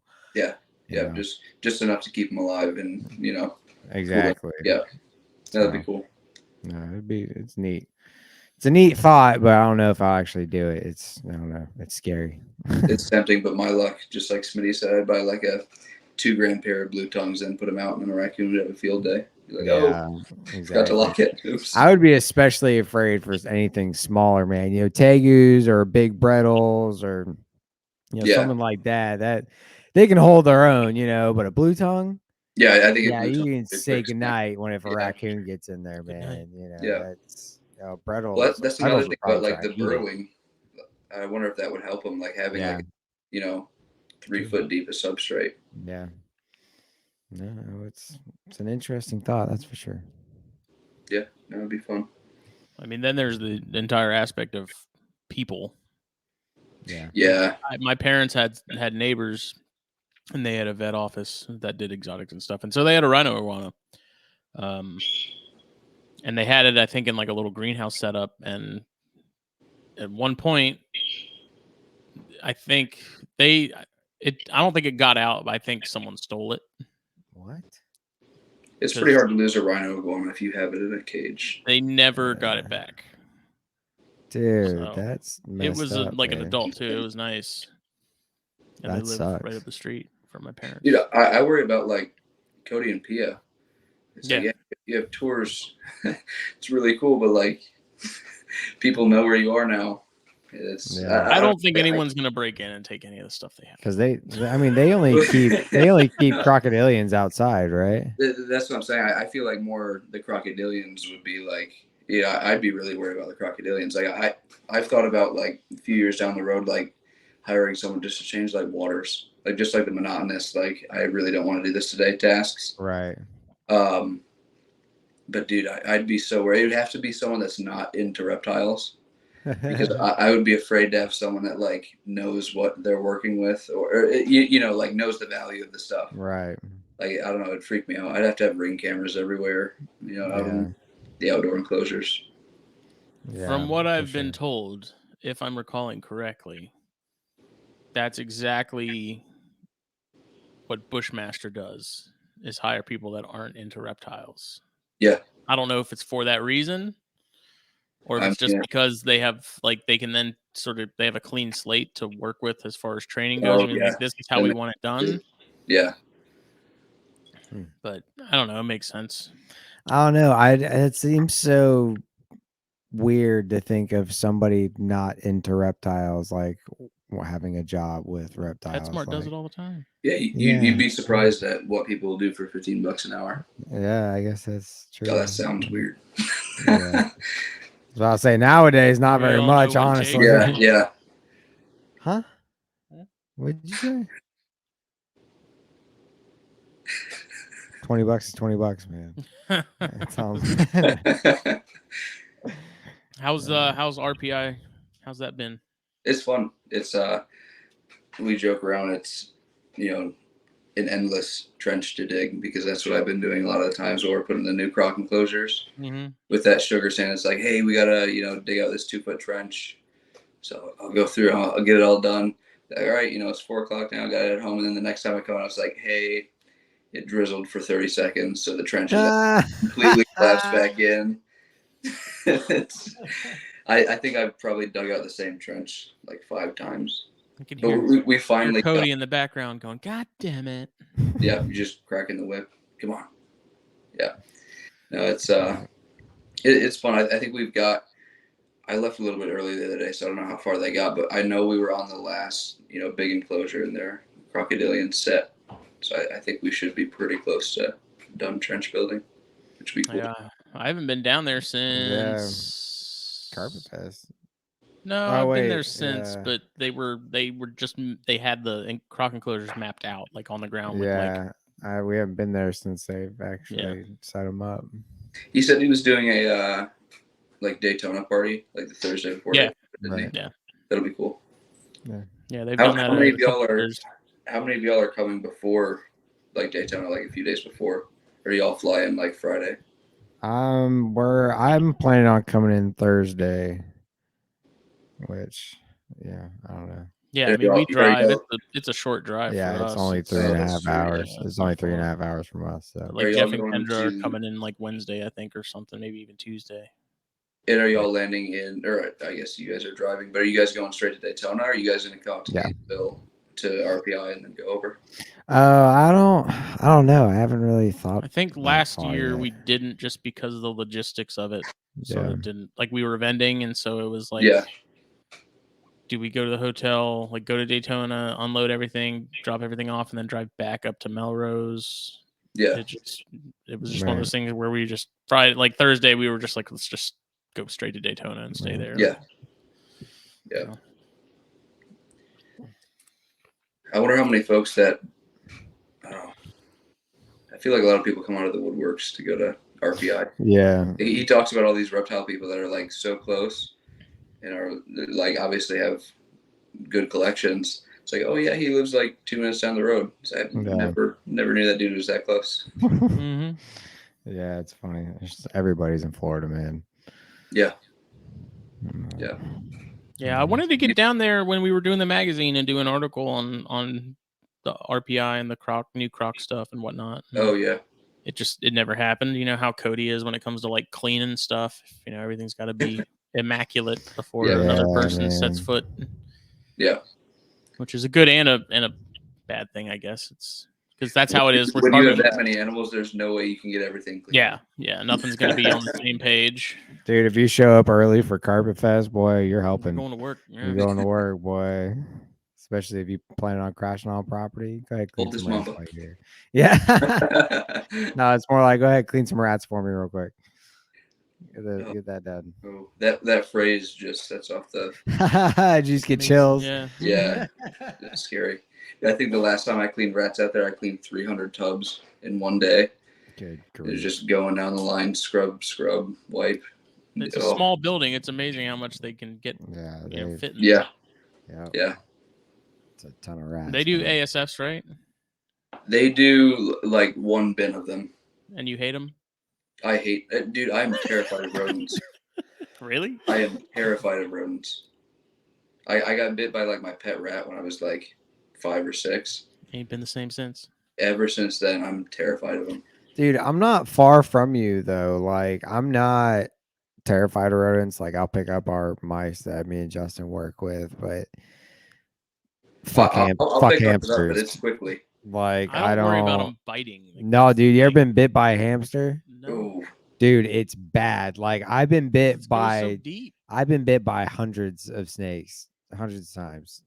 Nothing has come close to that hamster bite, man. I've had a couple hamsters lay into me, and it's like you want to just spike them on the ground, dude. Like, I still have the scar in my hand from the rat that bit when I was a kid. Yeah, man. It is not a joke, man. They'll And so when you started at P and Cody's, you weren't like, I want to help, but I'm terrified of rodents. Well, so I kind of like kept it under wraps that I was terrified of rodents. They just wondered why you were crying while you were like moving them all out of the bins and stuff. Yeah, while I was whimpering, dude. So it was completely fine because like I don't know, like you're not rough with them, but like you're moving them quick. Yeah. So it's not like you're.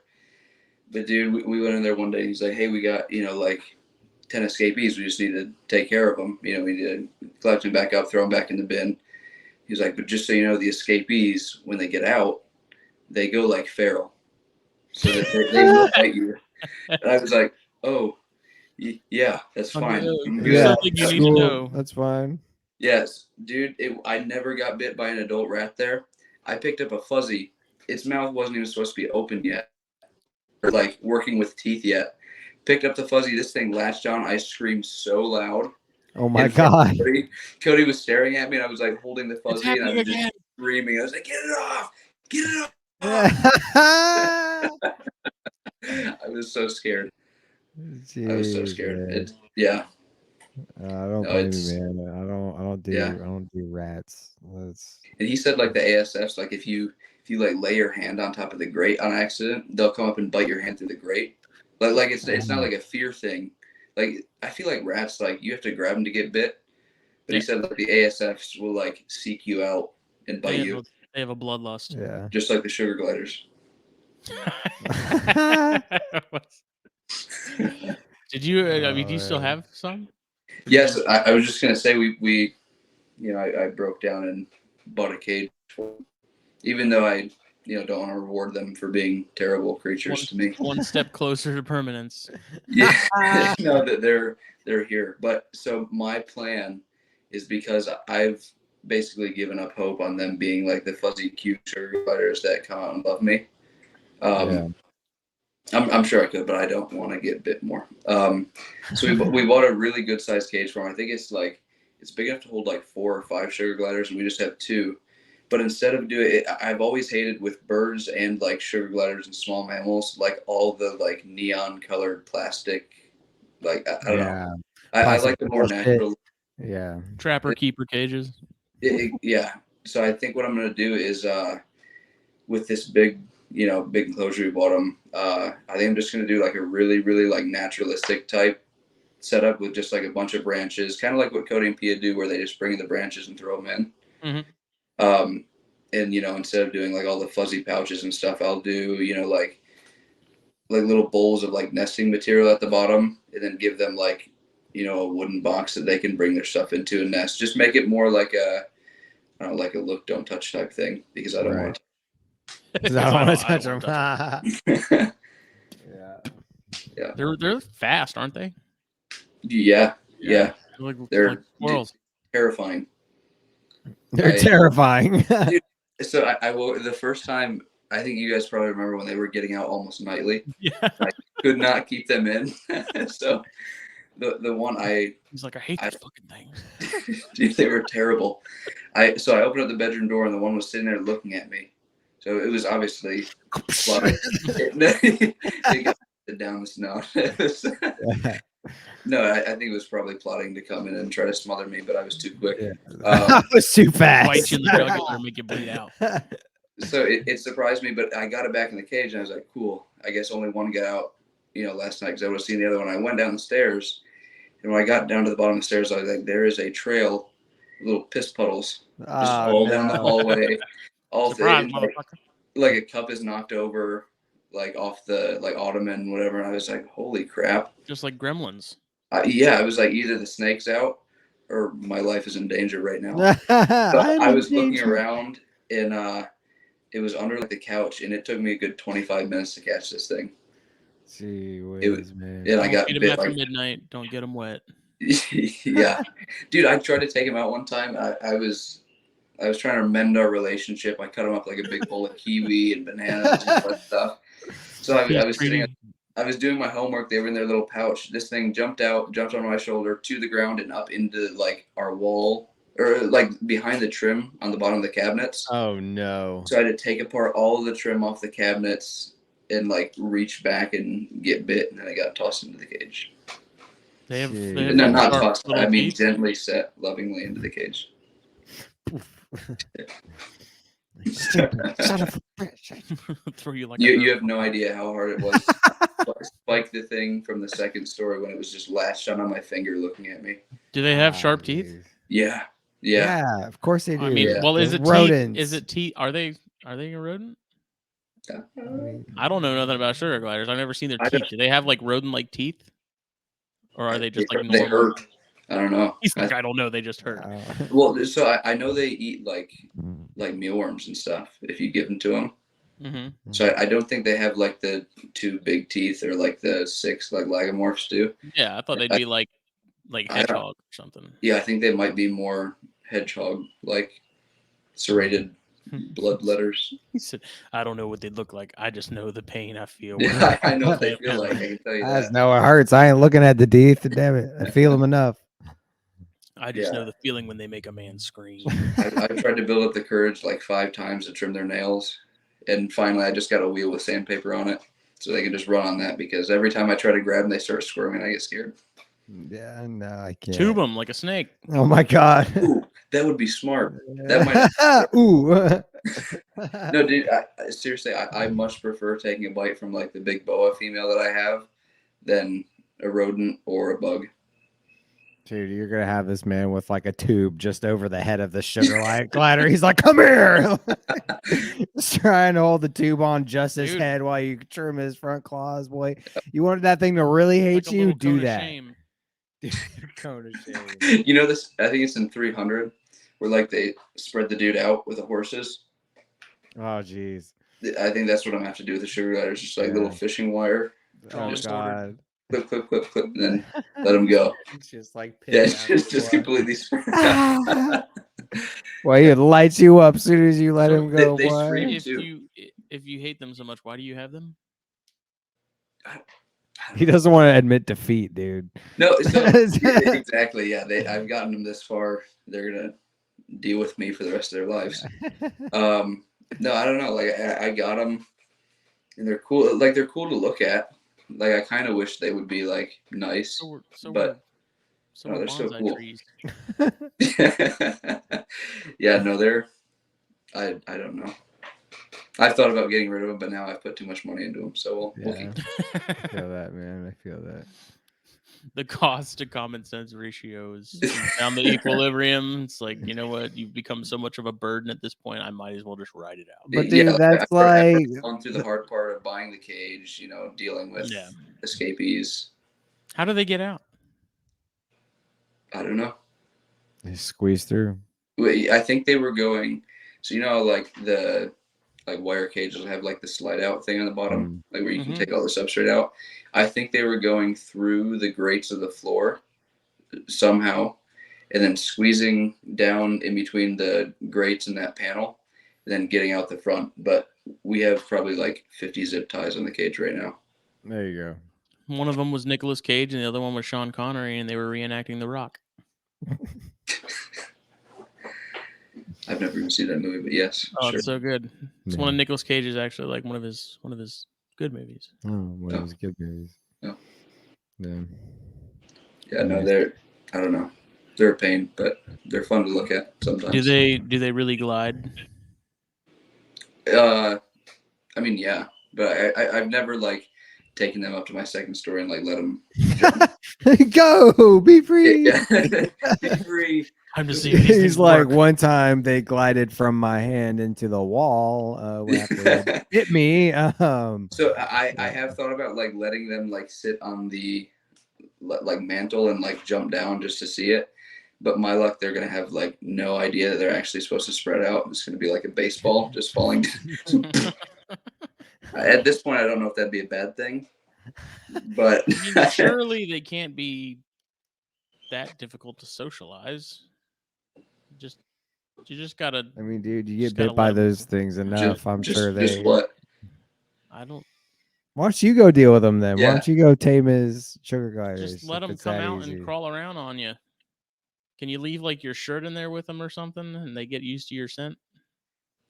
Yeah, I've tried that, and I've let them, come out and crawl around. And as soon as you make a movement, they start like screaming. Or they call it crabbing. I don't know if you've ever heard them. It's like rah, rah, rah, rah, rah. They'll start Yeah, doing I that, haven't. like, freak out. They also like it's not crabbing, but they like make a weird like kind of like a little mini yell at night. I don't know why they do it. Probably just to traumatize me, but just to yell scare for me. hours. Yeah, it's like we're still here, just so you know. Yeah. we're coming. the They're like, total- you just wait till we get out of this cage again, Total mother. dark Yeah, corner we're 2 of the days from room, you figuring just out these hear zip ties, buddy. wheels. Yeah, you think these zip ties will hold us in? You're wrong. Yeah, they're just letting me get a false sense of security until they bust those off. Yeah. Remember me? Yeah. I think it's bad when you feel safer walking into a cage with, like an alligator than you do opening up a cage to sugar gliders. I think that's a pretty good measure of traumatization. Dude, I'm with you though, man. Like, rodents freak me out. Rodents and bugs. Rodents and bugs, yeah. What And, bugs? No, so not like I don't like roaches or whatever. I mean, I don't like roaches, but like they don't freak me out. But like a Katie did. Katie did. You ever been bit by one of those? Mm-mm. They hurt. They have like those big mandibles. I don't. It's like something about being able to see them bite you freaks me out. And like I'm not good. I'm not good with bugs. Here. What'd you say? I'm noticing a trend. What? You just get bit by everything. Yeah, I was about to say it's not You're you get bit making by a no lot of effort to shit. stay out of the way of the teeth. So when I was younger, my parents, I'd come home and like my hands would be all bloody after like going to the quarry and catching water snakes all day. And I was like, can I please get a snake, please? And they were like, okay, look, if you can go, a week still catching snakes and stuff without getting bit. Without looking like you murdered somebody. Yeah, then you can get a snake. It's like, oh, okay. And then obviously, water snakes being water snakes, it's not going to happen. No, it's not. This Alachua County, this like black one that I just caught the other day, is the first time that I've ever caught a water snake without getting bit. Yeah. My dog took the bite for me, so it was. I felt so bad, dude. He ran over as I was reaching for it, thinking the snake was like coming for me. I was like, oh, and I pushed him away, and as soon as I pushed him, his butt was facing the snake. So, right on the thigh. Jeez, man. That's nuts. Yeah. No, I don't think I've ever put my hands on a Nerodia without getting bit at least once. Yeah, maybe a couple times. The like little ones you have, are those bitey? Oh yeah, no, I've never been bit by any of mine. All mine. They're Well, just spazzy. Yeah, they're very spazzy. They're very, very flighty. I tell you what, those Ponchatulas, dude, I don't care what anybody says. Those things stink. Like, I don't think anyone's ever said that Nerodia don't stink. Well, no, I'm not saying Nerodia. I'm saying these Ponchatulas specifically. A million times. Like the Ponchatulas in particular. Those ones in particular, man. The musk. It's like I've been musked on an ungodly amount of times, like by many snakes. Those Ponchatoula water snakes, man, they take the cake. Like Is it they worse than a win. ringneck? What's that? Worse than a ringneck? I don't know if I've ever had ringneck musk. Oh, it's bad. I've caught ringnecks. I don't know if I've ever been musked on one though. It's not like, I don't know, not like Nerodia musk or like Oh. garter snake musk where you can like smell it like cologne. But it's like if you get like a ringneck musk on your hand and you're like out for hours and you gotta wipe your nose, it'll like knock you out. It's bad. Jeez, man. That's how it is. Like, cause like it's different. Like these the bandits around here, like they all like have like a similar smell musk, but like those broad banded Ponchatulas, man, I don't know what it is not like normal banded water snake musk. It's It's concentrated. not. I don't know, man. That shit is. I mean, it's ungodly. Like Dude, it's bad. Lofton, Gagging yeah. bad. I've never gagged from musk before, but Well, that hit a Lofton was reflex. telling me, he was like, yeah, you know, he wasn't telling me, he was on the show, and he was like, yeah, you know, the false water smell. There's a reason why I only have, you know, 6 of them in the room, and that room has a very distinct smell. I was like, okay, you know, I have, you know, 60 snakes in this room. It can't be that bad.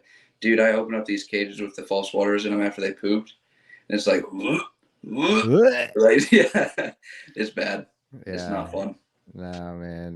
That's when like my big pits, like after they take a fresh one, because they eat big rat, or they're eating not big, they eat medium rats right now. But dude, once they drop a load, it's big and it's gnarly. Yeah. I cleaned my male albino the other day. And he's one of my biggest pits. And I put him back, and there wasn't a lot of poop in his cage. I was thinking, and I was like, yeah, I should have waited till he actually took a dump to do this, because I just fed him. I was like, I can tell he needs to go. Literally changed his water, you know, straightened out his enclosure, put him back in, and like I hear a like a like a little squirt, and I look up, and he's just taking a massive shit right in the corner. I'm like, the disrespect, man. Like, Middle finger in the air. Yeah. like, all right, He was cool, happy about it. thanks. Yeah, thanks. He's like, thank you. I just need a little tickle for this to go through. Man, a lot of the stuff does it that I have too, and I'll change them, and then they'll do it again, and I don't even bother changing it again. No, It's like just leave clearly it. they want that, Yeah, so they can yeah. have it. I literally looked at it, I was like, yeah, I'm gonna do that tomorrow. No, I'm not even going back in there, because I don't mind cleaning shit, but it's different when it's still wet. Like when that sucker wet, that's nasty. It's so much easier when it's like dried. You just take everything. Yeah, just take the whole thing out. Let Dude, it when soak it's wet, up some in the bedding. when it's fresh, boy, that's oh god. I tried that. It's terrible. I don't know if you've ever seen like the hemp bedding that was going around for a little bit. Yeah. It works really well for like clumping up the poop. And I think I might try to use it on like Nerodia and what's it called? It just like other like lower humidity colubrids. But dude, every time I used it with like ball pythons or boas, it was like sucking like moisture out of the air, and it was like a desert in their enclosure. I don't think I ever had a full shed while I was using hemp bedding. Damn. I can't imagine if they would have laid eggs on it. Yeah, I've heard good and bad things about it. I've heard if you don't clean it enough, you can actually sprout mushrooms out of it, which is kind of odd. Bioactive. Yeah. I have turned my rack tub into a vivarium. I grow mushrooms. I tried to make a little bioactive rack tub, and it did not work. Krista is like, I wouldn't call it bioactive, but he uses like isopods and springtails on a lot of his tubs, and he's had good success with it. It's not planted or anything, but he uses these tubs with isopods and like a dirt mix and all that, and they do great. Like even for babies. Yeah. Oh wow. Yeah. That's some dedication. Yeah, young rat snakes. I mean, like I said, it's nothing crazy, but they just eat the poop in there, and they do. He's had great success with it, with rat snakes. I wonder if does he use just like the normal like dwarf whites and stuff, or does he use like bigger? I don't know. I'm not big on the isopods. I picked his brain about it for a little bit because I do want to try it one of these days. But you should message him. It's a I'll have to ask him, because I bet you with hognose, like with how small they poop, I bet you if you had like a good little group of isopods in there, they'd be taking care of it. Yeah, pretty well. I would think so. We could have got all the isopods we wanted the other day when we flipped that board. Oh yeah, there's a bunch under there. Start your own $1 million strain. Yeah. Pick them up, sell them for That's what I $100 told a Jake. pop. I was like, dude, we can catch these. We can make hundreds. Dude, I'm slowly seeing isopods turn into ball pythons. Because Scaleless. Oh god. yeah, isopodless isopods. Yeah. Legless. Just little. What do they just be? Rollies at that point. They They just- just always they- have to live in a ball. They keep dying. Exoskeleton-less isopods. Where they at though? Oh. Oh. Endoskeleton. Endoskeleton. Endoskeleton isopods. Wild. The ghost morph can just be the little molts. That'd be good. No, but like, there's so many. Like, you get like one little variance in your strain, and then 2 months later, it's like, oh, this is actually black panda citrus, and then this is $400. and like, so black panda is like one of the ones that's like a black head, white band in the middle, then a black butt, and it's like, this is a all orange black panda. It's like, so it's neither a panda at this point or black. So how is this the same? How is this the same thing?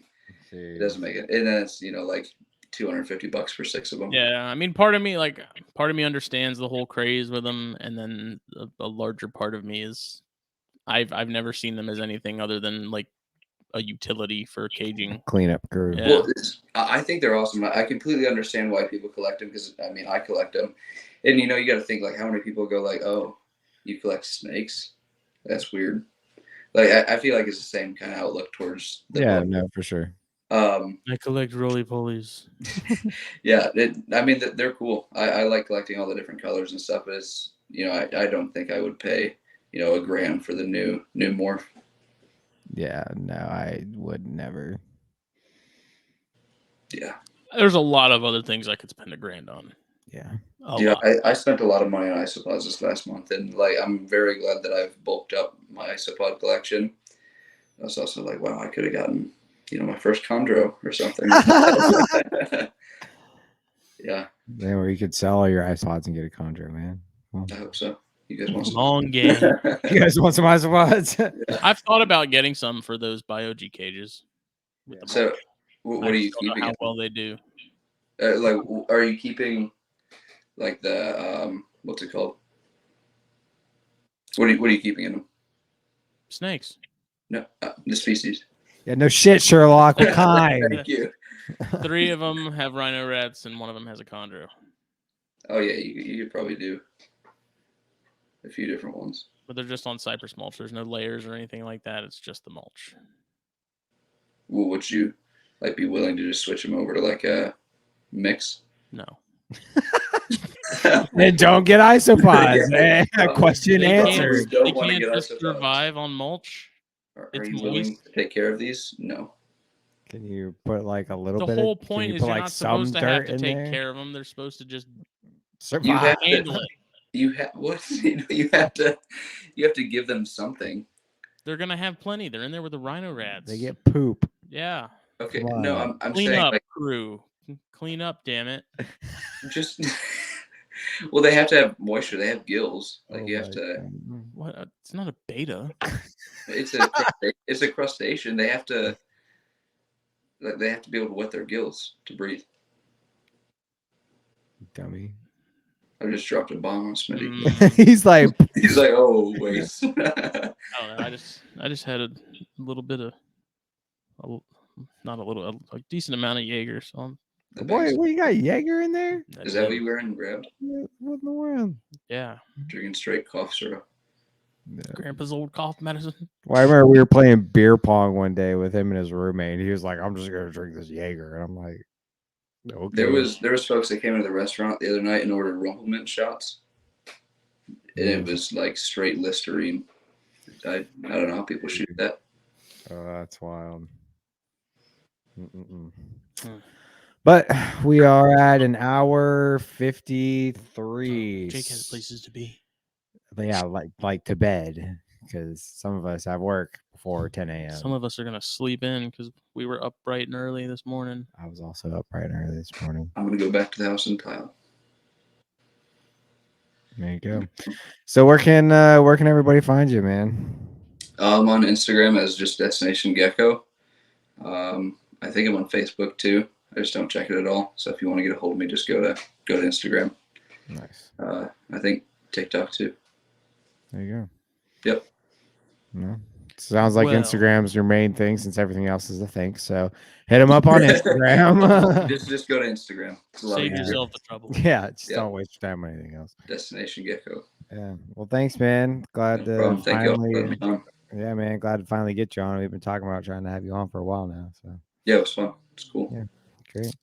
Well, Awesome. this episode was brought to you by BlackBoxCages.com. Racks, cages. Hit them up. BioGs are Yeah, awesome. There it is. XR20 racks are awesome. It's all great. It's all great. It's all great. I still haven't been able to set my stuff up yet. What?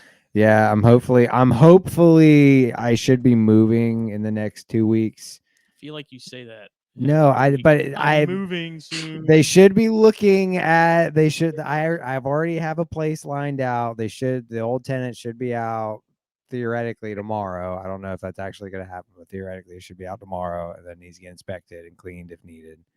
Then it should be able to move in. So it's literally it could be next week, it could be in like 3 weeks. I don't know. But so I don't really want to set everything up, just tear it back down. So I may just wait till I move, but we'll see. I mentioned bad. I want it all set up right now. Show is also brought to you by Steve Stationer and his Venom Hot Sauce. Grab Get some. some. Check it out. If you get the hot sauce, you're helping Steve with public education, rehabilitation, rescues, public outreach, and overall just helping a good dude.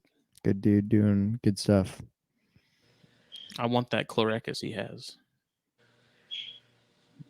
My wife won't let me. Just get it. Let's get it. Yeah, it's better to ask for Okay. forgiveness and forgiveness. I just- What are you gonna do? Tell me to get rid of it? Just put it in that brick pile again. Yeah. It'll end up in the house anyways. Who cares? Oh, I told her, I was like, yeah, I Smitty, had- maybe you shouldn't get any venomous, buddy. oh. Honey, the boom slang's out again. Oh. Oh God. Katie, look through the closet, please. Yeah, you go look. Here's a I'm hook. gonna stand back here. I'll watch you. It wasn't standing back. I was regrouping. I was trying to come up with some sort of strategy or plan. Katie said I was pouting, but yeah, you're pouting. I got so frustrated. I was like, I'm gonna go smoke a cigar and sit on the porch. Mm, It wasn't a boom Just slang. work That your was. way I through don't your have a boom slang, just so everyone knows. Yeah. Just get a Thrasops. Dude, I want Thrasops so bad. Those are just. I already got enough fast spazzy snakes. I don't need more. I have ball pythons. I need more snakes that move need and do speed. something. Need something. Yeah. Speed in my life. Yeah, the ball pythons are fun for the colors, but I need something that doesn't sit there. You can get you some rat snakes, man. Corns. Oh no. Bears. Rat snakes. I would like bears. Bears are cool. Say it louder. Spray painted yellow. No. We should make Shut up. scaleless bears. All right. This has been episode 156. of Okay, THP. look, hear me He out. said, "Hear me out." I'm not Hear me hearing out out. nothing. Come on. It would be Blasphemer. what so what is the only part of the bears that isn't bright orange? The scales. It's not the skin. It's the base of the scales. See, dude, if you strip, dude, Take it that's away. all Loma Altas are scaled, scaleless corn snakes. That boom, I just cracked it. Scaleless corn. What? Yeah. Oh yeah. Scaled, scaleless corn snakes, because Yeah. there's a lot of scaleless corn snakes are orange. It's all bears are. Smitty, just bite the bullet one time. We'll hybridize, get the scaleless gene in. Then we'll work into chondros, Holy shit. Yeah. carpets. Who let this dude in here? Yeah, this was your idea. I don't know. This is Too far. I'm done with this. Yeah. No, I'm just kidding. Anyways, this is episode 157. 156. 156 THP. Thank you for listening. Thank you for coming on, Elijah. Thank you. Everybody. Scaleless turtles next year. They're already scaleless. Shellless turtles coming next year. I It's don't called think a they can. slug. I don't think they can survive without their shell. It's called a lizard. It has. That's called a lizard. What do you think geckos are? All right. Good night, everybody. Good evening. See ya.